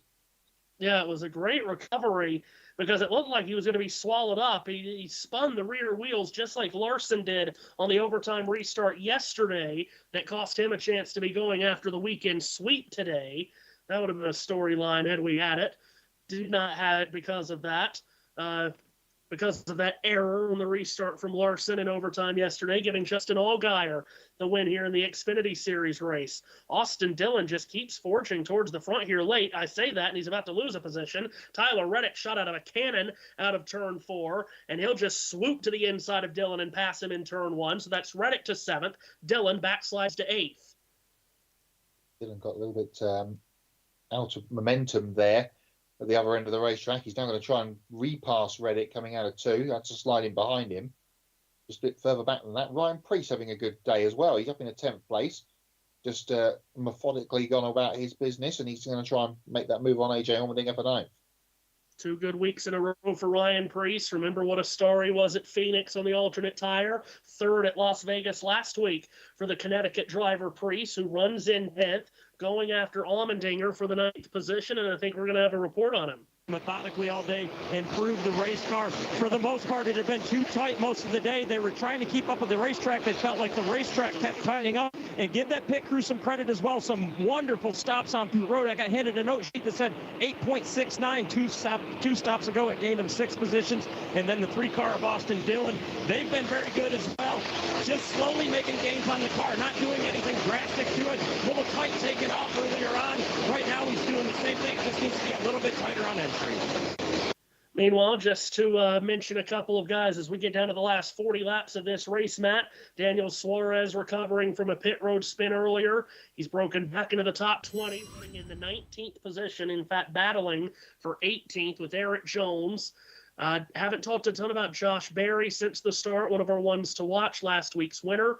He hasn't been the top 10 guy today that we've seen the last 2 weeks, but still a solid run for the 21 team. He's 16th is Barry, and he's also right around a couple of Spire cars. Justin Haley runs 12th at this point, while Michael McDowell is 17th. Yeah, don't forget Barry was a bit further forward before that incident on pit lane with Joey Logano, so a slightly wounded car for the 21 perhaps. Here's Kyle Larson in 4th place. He's just lost out to Chase Briscoe while we were having those pit lane reports and whatnot. And here is a replay of the pass. Larson in the fence in turn 2, slowed the momentum of the 5 car, and that allowed Chase Briscoe through, but he actually ran the wall for a very, very long time there, did Larson. Couldn't quite get off it in a Ross Chastain style up in turn 2 there, but has continued. 38 to go. Matthew? Yes. As we are completing more laps with Bubba Wallace in the lead, this is now the most laps that Bubba Wallace has led in a single race, currently at 52 and growing, since Texas in September of 2023. Back to you guys. And remember how close he was to winning that race late. It was a playoff race, and he had to withstand all this pressure at the end from Kyle Larson, and did, but on a late restart, it was William Byron that got past Wallace to take the win away from him. Then watching the gap, Matt, Alex Bowman, little by little, chewing into it. Yeah, multiple restarts weren't there towards the end of that race, and ended up being the downfall of the 23 team. But yeah, Bowman just nibbling away. But as we've talked about, who's using what of the tyre and in what phase of this? Are people banking on there being another yellow, where if there is now, everyone will come down and it won't be an issue. But if we stay green for the rest of this 36 laps, tyres will be a factor at the end. Yeah, absolutely right. So Darrell Wallace Jr., again, it's been north of 80 races since his last win at Kansas in fall of 2022. For Alex Bowman, Hasn't been that long for sure, but it's been a bit of a lengthy ride. Last summer in Chicago, the last time Bowman scored a victory. And for Chase Briscoe, he broke a long winless drought last year as he won the Southern 500 at Darlington. Of course, we snapped a lot of long winless droughts last year. That's what Darrell Wallace Jr. is trying to do today, but the lead is dwindling down to 0.6 of a second. Back to Alex Bowman. And Bowman, Matt, who has had a pretty solid start to the year, and he also had a solid end to last season. Remember, would have been in the round of 8 had it not been for the post-Charlotte disqualification. Bowman, a lot of people look at him as a highly disrespected driver in this garage, from the fans, from the media, from a lot of standpoints. Alex Bowman doesn't get talked about maybe as much as he deserves. He would love to win this race, get an early season win to stamp his ticket to the playoffs. Yeah, and of course, him being disqualified put Joey Logano back in to the playoff picture, and he ended up taking home the trophy at the end of things at Phoenix. So, but yeah, good run at the end of the season for Bowman. He's continued that into the start of this year. It's pleasing to see the 48 car back up towards the sharp end, running with the likes of his teammates Larson and Byron of this world. Chase Elliott, by the way, is 15th, having again, just a methodical day. And talking of Alex Bowman, here he is for the lead. In turn 2, alongside Wallace, and they get close to the exit of the corner. And Wallace got out of the throttle and he tried to chase Bowman down the back straightaway as he tries to fight to keep the position. Bowman has the high ground on the inside as they head towards turn number 3. Wallace will keep it wound up top, but it looks like the 48 has done it as they come out of 4. Yes, he has. Alex Bowman swings up out of turn 4 and takes the lead away from Darrell Wallace Jr. These two very much Miami-themed, paint-schemed race cars race for the lead and perhaps the win with 32 laps to go. Wallace isn't done yet. He'll try and fight back here. You know, he will. But Bowman just edging away down the back straightaway, heading towards turn number 3. There's an interesting stat which I've not realised. We've not had an overtime finish in the last 3 races here at Miami. Are we going to get one today? Here come the leaders out of 4. Briscoe, Larson and Hamlin still close together for 3rd. And remember, that's just in the next-gen era. But if you even go back to the era of running the championship race here, Matt, the last time we had an overtime finish at Homestead was when Jimmy Johnson won his 7th title in 2016. Yeah, it's been a long time since we've had late drama at Homestead in that sense, and that was a drama-filled night, that one. Here is Austin Dillon, who's finally disposed of Tyler Reddick. They've been battling, well, not for far, because he's in the back of camera shot. And in fact, he's going to retake him, so I eat all those words straight away. But this battle is fraught between Dillon, Reddick and Allmendinger for 7th place. Meanwhile, at the front, Alex Bowman starting to just ease away from Darrell Wallace Jr. He's done so by half a second. It's then a break of about 1 3/4 seconds to Chase Briscoe in 3rd, Larson 4th, Hamlin 5th, 30 to go. Reddick coming round the high line there on Ryan Preece, or trying to defend the place from Ryan Preece. And Ryan will get down the inside to turn 3 and try and squeeze Reddick up to the wall. 0.6 of a second the gap at the front as Bowman begins to edge away from Wallace. So was that the winning pass? Alex Bowman getting by Darrell Wallace Jr. Still a long way to go. 29 laps, Matt. That's a long way to go anyway, especially on this track with the tire dig. Denny Hamlin and Kyle Larson side by side for 4th place. This is Hamlin on the attack. And Larson keeps the place at the moment as he goes in really deep to turn 3. Hamlin will try and turn underneath him. As they come out of the corner, it looks like Larson is going to hold on, but it's going to be close. Boy, we always hold our breath when Larson and Hamlin get this close together. At the end of the main straightaway, they go to turn 1. Hamlin's going to take it right to the bottom, going to try to drift up and impede on Larson's space up top. Squeezes Larson up. Larson still with the nose ahead. Side by side down the back straightaway, though. Hamlin on the inside, getting his nose ahead with some momentum. Now here comes Larson back with a bit more momentum of his own on the outside. Absolutely side by side, these two, and it's bringing Chris Buescher into the phase behind them. Larson still holding tough on the outside. Chris Buescher, who, by the way, was the fastest car on the track last time. Larson and Hamlin touch going into turn 1. Door-to-door contact between the blue and white number 5 and the blue and white number 11. Is Hamlin going to be able to clear off 2 this time? No, Larson keeps it wound up there, and he will be ahead, heading down the back straight. This time Hamlin does duck in behind the 5 of Larson, pick up the slipstream, and try and go again in 3 and 4. Larson sort of makes it stop in the middle of the corner. That will hold Hamlin up slightly, hoping that he can bring Buescher in and get Hamlin off his back for a little while. Further back, the Tyler Reddick and Austin Dillon battle is still ongoing. That's at 8th position. Hasn't quite been the day we expected from Reddick, but if it stays this way, Matt, it'll still be a solid top 10 finish for him. Yep, much needed for Reddick as they continue to pile on the points. And he will, I mean, this is if they can get 6th to 8th here, the way they've been running today, that'll be a good result for them, because we've not really seen them too far in the top 10, only towards these late laps, of which there are 25 to go. And of course, for Austin Dillon this season, we haven't done a lot of talking about him. He has not finished in the top 10 this season, and he's been outside the top 30 in 2 of the last 3 races, trying to secure a top 10 finish here. Is Dillon at Homestead, 25 coming to 24 laps to go. Alex Bowman, just as steadily as he was easing in on Wallace, is how he's easing away from Wallace. That lead is now up to 1 second. He crosses the line. Ally last week, or 2 weeks ago rather, had the Best Friends campaign on the hood and quarter panels of this car. And of course, Bowman is a huge animal person, as certain someone here is as well. Had cats and dogs on the side of the 48 car a couple of weeks ago, Matt. This week for Ally is the Unrivaled League. It is a 3-on-3 professional women's basketball league. Of course, women's basketball here in the United States has had such an enormous uptick in popularity the last couple of years. Of course, most of that because of Caitlin Clark and the shining superstar that she was in college at Iowa. She's now taking her talents professionally to the WNBA. Well, now this new 3-on-3 women's league that does use WNBA talent in it, that is what Ally has partnered with for this race today, Matt. And could be a huge day for Ally and Unrivaled.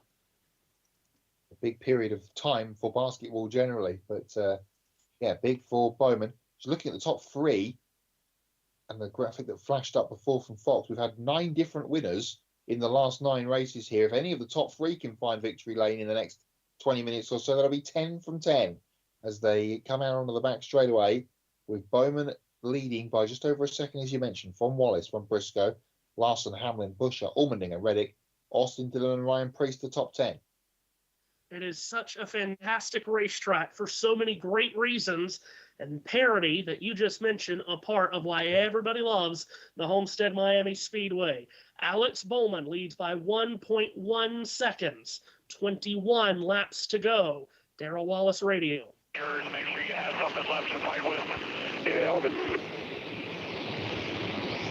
Well, he was hard on himself in the restart that he rebounded from perfectly to re-grab the lead, Matt. Does he have something to make up about a 1 second gap in 21 laps without a caution? That's going to be difficult. Yeah, otherwise we're going to have 2 of the SRN collective disappointed with the way their driver's day has gone today if this carries on. 20 to go, with Wallace 48. in second position. 48 leading, 20 to go from Wallace, as we mentioned. Then it is Briscoe, who's just tacking or trying to track down Wallace. So we've got any traffic coming up. That might spruce things up here with a few more laps to go. Leaders are in turns 3 and 4. Larson falling back from Briscoe, so he's out of it for the moment in 4th position. He's fended off Denny Hamlin after their side-by-side battle a little while ago.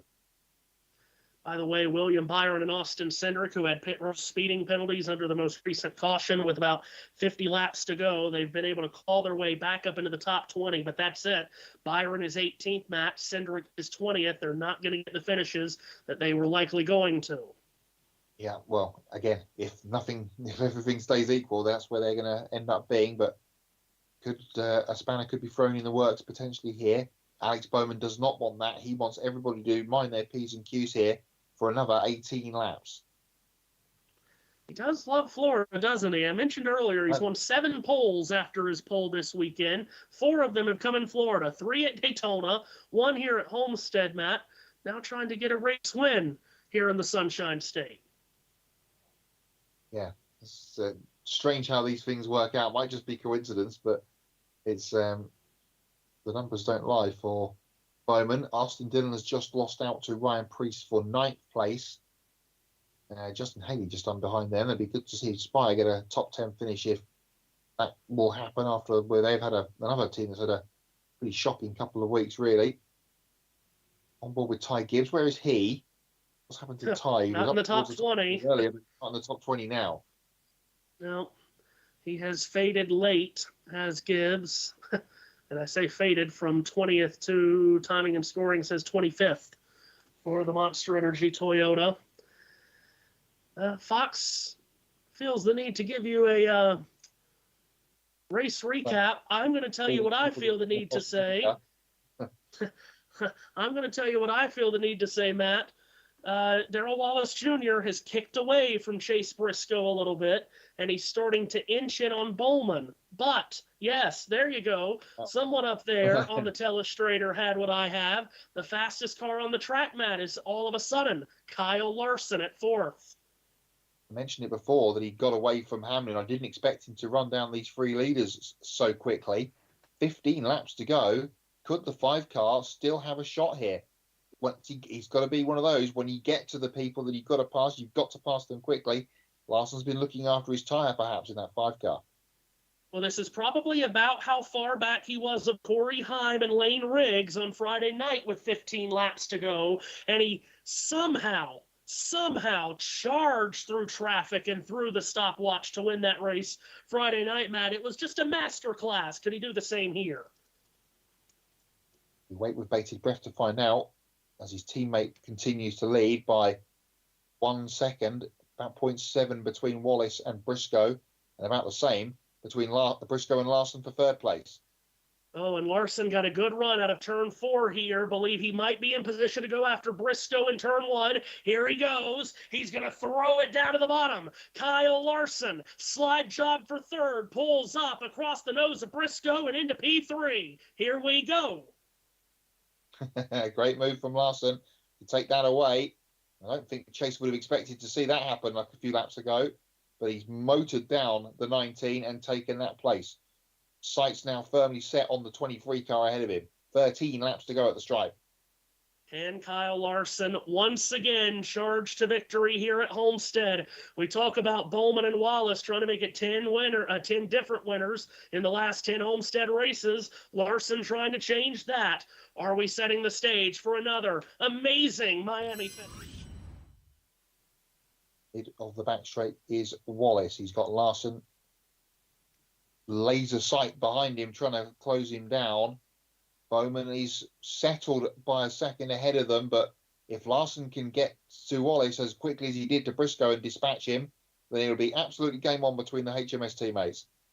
Alex Bowman Radio. I don't want to get spun out yet. We'll see. Yeah, agreed. You knew that was coming. He got up there on them boards, starts catching them. You knew they were going to start chattering, telling them what they're doing. Yeah, and that last. Yeah, Bowman is not riding right up against the wall. He wants to take out as much risk as possible here. He's in turns 3 and 4. When he comes back to the line, there will be 11 laps to go. I say that, and he's right up against it this time in 3 and 4. You can barely put a credit card between the right side of the 48 and the seafoam green safer barrier. Larson is charging at Wallace. Here those two are in turn 1. Wallace to the middle of the track. Larson rim riding. Here comes Kyle Larson on the prowl one more time. Right to the back bumper of Wallace as they come out of 2. There'll be 10 laps to go when they get back to the line. This is prime Larson time, and he dives to the inside in turn 3. Will he slide job Wallace? Yes, you can believe he will. And it's 2nd place for Team 5. And indeed, here we go. Well, I would certainly love to give Alex Bowman some good news, but I don't have any for him. 10 laps to go. And for Alex Bowman, my friend, you might not want to look back in the rearview mirror. Better be on the phone to Alex Bowman, giving him the hurry up. You've got to give it everything you've got now if you want to win this race. The gap is 1 second. One slow car getting out of the way. That's the 41. Don't worry about that. They've cleared him smartly.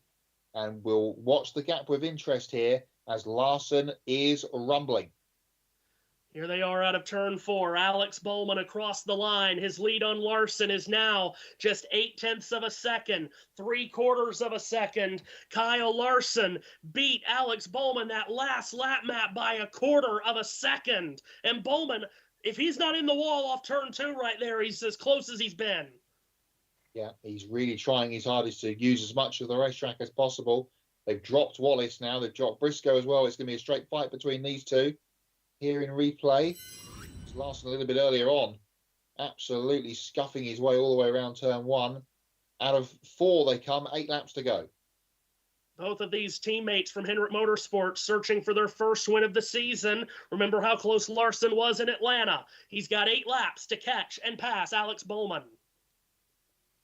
Every single Cup point race this year has been won by a guy with a surname beginning with B and a car number that begins with a 2. That is going to change one way, shape or form here as Larson continues. It is 0.6 and he is gaining. He's now 0.5. He is absolutely throwing everything at this to try and catch his teammate with 7 laps to go.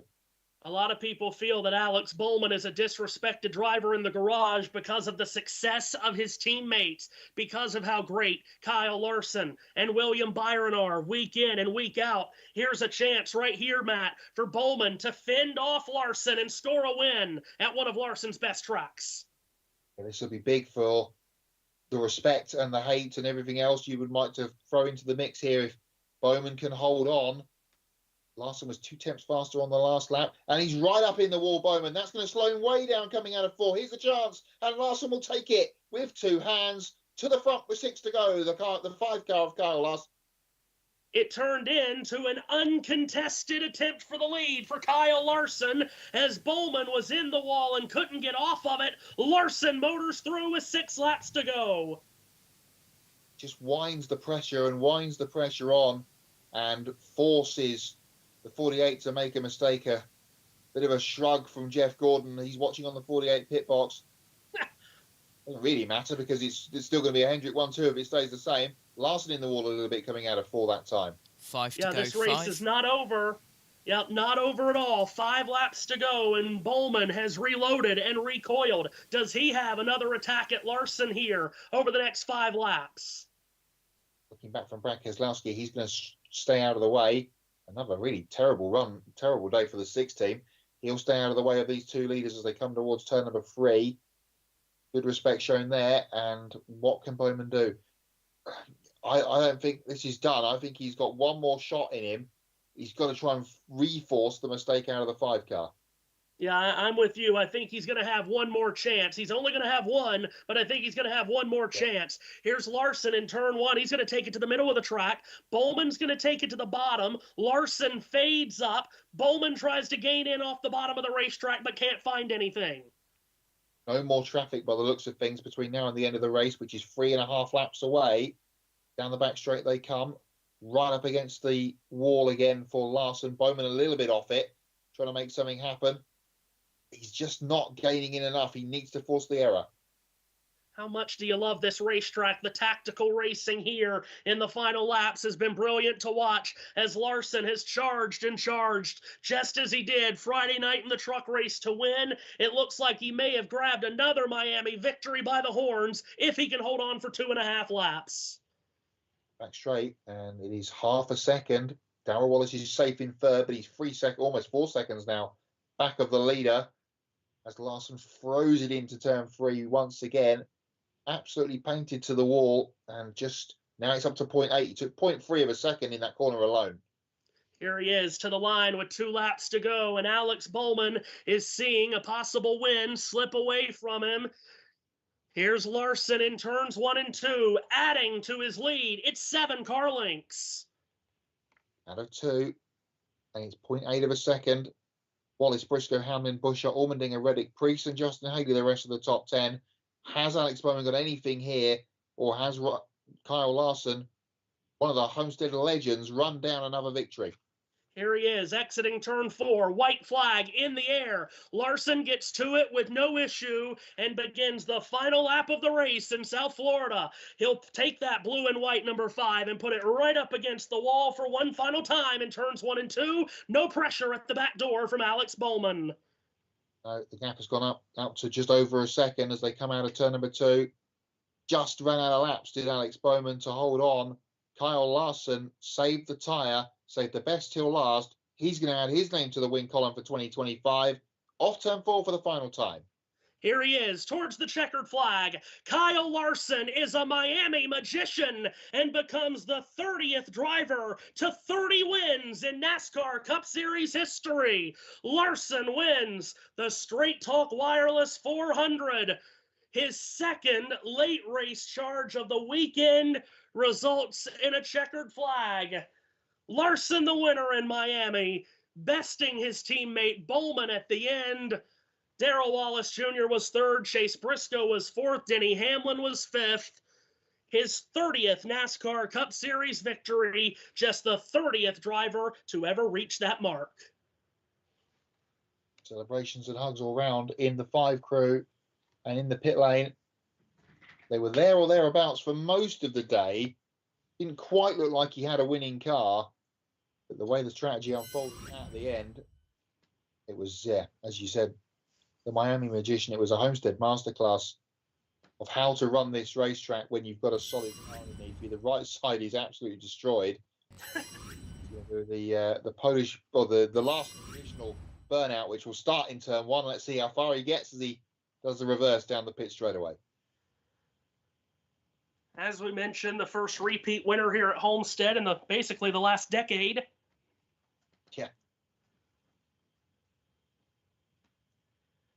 He's gotten these 30 wins in very quick order. Remember, there was a time, and we're talking a long time ago now, or at least it feels like a long time ago in many respects, when we were wondering if this guy was ever going to put it together to get that first win in 2014, and then all the way through the middle portions of 15, and into 16 until he got that first win. At Michigan. Yep.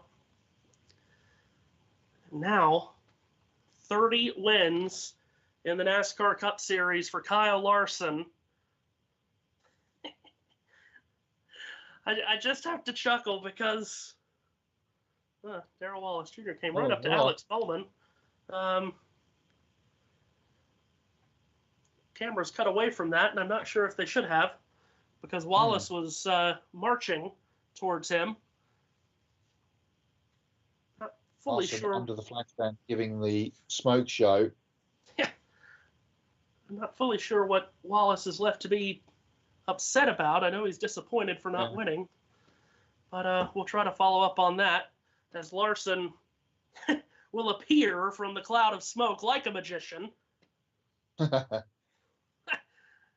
Just turn that rubber into dust. So up on the roof, one hand in the air. It's 2 from 3 for the weekend. It could have been the sweep. Yeah. For Larson to take the checkered flag, and we'll talk to, I'm guessing, Regan Smith. Wallace and Bowman's discussion has finished. Wallace is disappointed. We'll get word from everybody. Let's another just reminder of something we talked about in the week this week. About 5 years ago, this week, last week, whenever it was, Larson's NASCAR career could have been over. Yeah. He's made the most of his second chance. Homestead. This one looked a little bit different today, though. You had to earn it at the end there. Didn't dominate it, got a long run. How were you able to put it on the boards and make it so perfect that last run? It was far from perfect. I gave up a spot and a half, almost 2 spots there by getting in the wall too many times. I knew I wasn't going to get the best restart there. I knew I wasn't good on the short runs, and just thought if I could hold off the 11 and the 45 behind me, I could get ring in the top and the 19 too. And then I got in the wall and let him by. But just kind of had to keep plugging away at what I know and what's good for me. So just proud of myself, proud of the team. Just a lot of gritty, hard work there today between damage on pit road, you know, qualifying bad restarts, all that stuff. So just super pumped. one of the coolest wins, I think, in my Cup career, just because of all the heartbreak I've had here, the heartbreak yesterday, and to just keep my head down and keep digging feels really good. You mentioned all the heartbreak yesterday and different races here. As you get the lead there with roughly about 10 to go, what are you thinking? Are you just thinking no caution right now? Oh, yeah, that's what I'm thinking every time I'm in the lead, especially here at Homestead. So, yeah, just crazy. I knew me coming towards those guys, they were going to start, you know, moving around and making mistakes. And, you know, I felt like if I could just keep pressure on Alex, I would hope that he made a mistake. And he caught the wall there, and I got by him easier than I expected to. And still had to work hard, though. My balance, once I got in clean air, was really loose, just like those guys were. So hats off to the whole team, HendrickCars.com, Chevrolet, Prime, Valvoline, the whole Hendrick engine shop, everybody involved, Hendrick Automotive Group, lots of Hendricks. So shout out to Daryl Jackson, too. I think you said you're going to owe us a bottle of Pappy. So we'll go ahead and take that. I think Owen's ready for a victory right here. Congratulations. And Alex Bowman ends up leading 43 laps, and you were the leader until 7 to go. Alex, was it getting into the wall a little extra that did you in, or was there more to it? Yeah, I guess I choked that one away for sure. Just kind of burnt my stuff up. Saw the 5 coming, so moved around a little bit. And not when he passed me, but the time before that, I hit it pretty hard with the right front and ended up just bending something enough that I lost a lot of right front feel. And then I pulled it off the wall too far right there and hung it in the fence pretty bad. So, man, I hate that for this Ally 48 group. They deserve better than that. And just a couple mistakes there. Felt like we were okay all day. That last run was probably the best we were, but hats off to Ally and Blake and everybody for supporting this 48 team. Hate it for Mr. Hendrick. Congrats to Kyle, and we'll go try to get another one this week. All right, Alex Bowman gets his best finish of the year. He brings it home second, Mike. I get the feeling that Alex is going to be pretty hard on himself there, Matt, about how that finished. But he hits the wall with 7 laps to go. It's not like he knocked the wall down. He did what a lot of people do at Homestead. But I don't think this would make Alex feel better hearing this. Maybe it would, I don't know, but I think he was going to be passed anyway, had he made the mistake with 7 laps to go or not. It's the sense I get. Yeah, I feel like you're probably right. The writing seemed like it was on the wall, heading into those last 5 to 7 laps or so, and as he said, he just got the wall a little bit harder the lap before, and then that opened the door, and the mistake again the lap after just kind of finished it off for Bowman, which is a shame. But yeah, you felt like Larson was going to get there one way or another with the laps that we have left. Third place finisher. Finishes third. I know it's not a win, Bubba, but you guys just needed to close the deal and finish the race as strong as you ran in the first 2 stages. How good was this one? Oh, it was really good. I mean, we showed up here in Miami and had speed, and that's the first box you want to check. We all know when you're a race car driver, you want to show up and be competitive, and we were that. We fired off in the race and just okay, and it really made me think of, you know, our balance is very similar to what we've had the last 2 years, and we've just been average. And so I was just praying for track position. My pit crew has been on fire. Tremendous amount of work has gone in the last 5 years of this team to get to where we're at. We're not where we want to be, but we are damn sure competitive each and every stop, and they got us up there, gave me a shot, and our Columbia Toyota Camry was just game changer. So got out front, and I didn't think I burned my stuff up. To start that last run, I thought it was very similar to the previous restart. But I don't know. I need to go back and study and look at what happened. Obviously not hit the fence and allow the 48 to get there. But all in all, hats off to my 23 group here. It's been a grind all year long. I'm talking like we've 20 races in. It's only 5, whatever it is.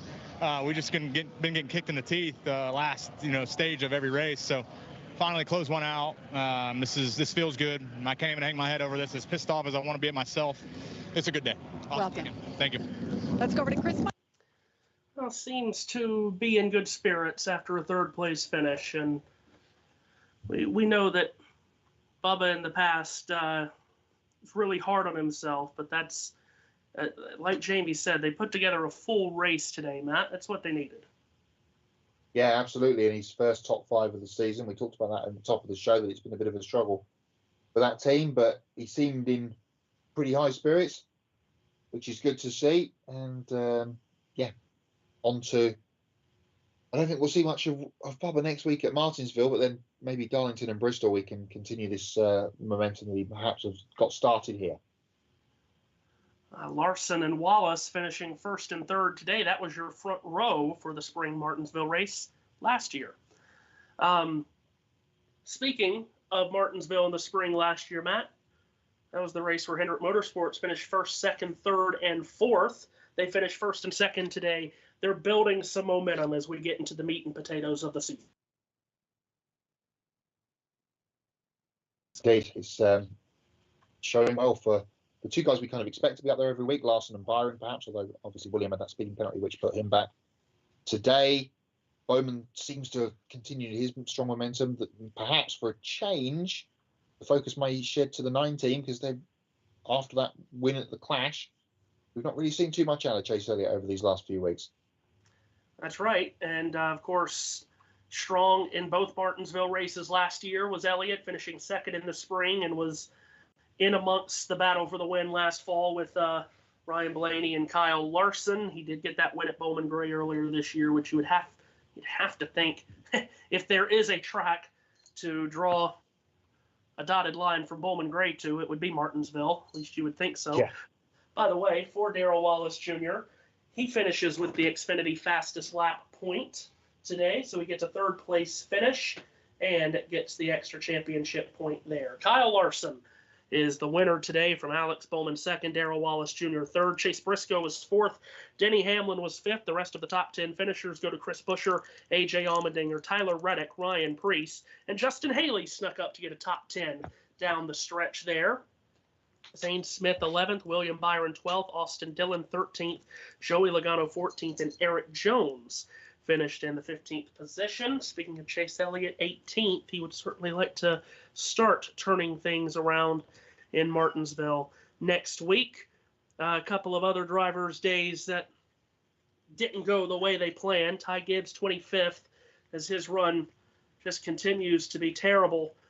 Going back to the last handful of races of last year. Of course, Christopher Bell, didn't hear from him at all today. Had a spin late in stage 1, fell a lap down, basically stayed there. Finishes a lap down in 29th. Trackhouse's weekend, Matt. Ross Chastain, 31st. 32nd for Shane Van Gisbergen. Highest finishing Trackhouse car is Daniel Suarez at 22nd. Then, of course, Matt, there were the days of the old goodies, headache powder, tough luck driver of the race, or whatever in the world that ended up getting called. Yeah. Ryan Blaney would be the winner of that today, of course, finishing 36th. Where did Joey Logano end up? Joey Logano on the opposite end of timing and scoring, he said scrolling, was 14th. So still without a top 10 finish for the defending champion. Joey Logano, that streak, that unwanted streak continues for Joey. But yeah, you're absolutely right. If that had played out the way it was looking like it was going to play out, perhaps Ryan Blaney was in the strongest position, but this is motorsport. Well, guys, we'll finish up our coverage today with driver of the day thoughts.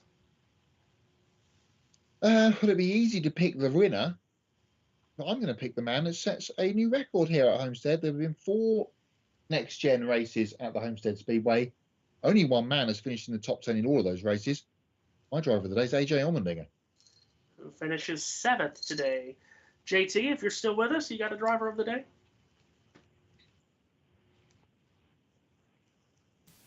There we go, back off the production channel. Hello. I'm going to go with Bubba Wallace, who, of course, led the most laps since Texas 2023 in September. Yeah, absolutely. I'm going to go with Ryan Preece, who finished 9th, a 3rd straight top 10 finish for the 60 team. He and Chris Buescher, Matt, miles ahead of Brad Keselowski, who finished a lap down in the 30s. Yeah, been a terrible start to the season for Brad. He'll be looking forward to. It'll go well at Darlington. You can bet in a couple of weeks, and of course Talladega not too long after that. So Matt, we make our way back up north on the East Coast to Martinsville next Sunday. Can't wait. Yeah, looking forward to that. I haven't done a spring Martinsville race for a very long time, so that's will always be entertaining. Unfortunately for us in the UK, the clock change reverse happens this weekend, so our additional early bonus hour is no more for next week. But yeah, looking forward to Martinsville. We're into a bit more of the no, I was going to say short track season, but Martinsville, then we go to Darlington, then Bristol, of course, after that. So 3 of the all-time classic tracks coming up over the next couple of weeks should be always good fun. Yep, can't wait to get to Martinsville next week for the last race of March, if you can possibly believe that. Yeah. All right, that will do it for us here from the Homestead Miami Speedway. Kyle Larson scoops up the victory here in South Florida, his first win of the year, the 30th of his career. For everyone at USRN and JBM, for Matt White, JT, Matthew Owens signing off. Larson with another victory. Of course, ran well in both of the Martinsville races last year, where he'll be a contender again next week. We'll see you then. So long.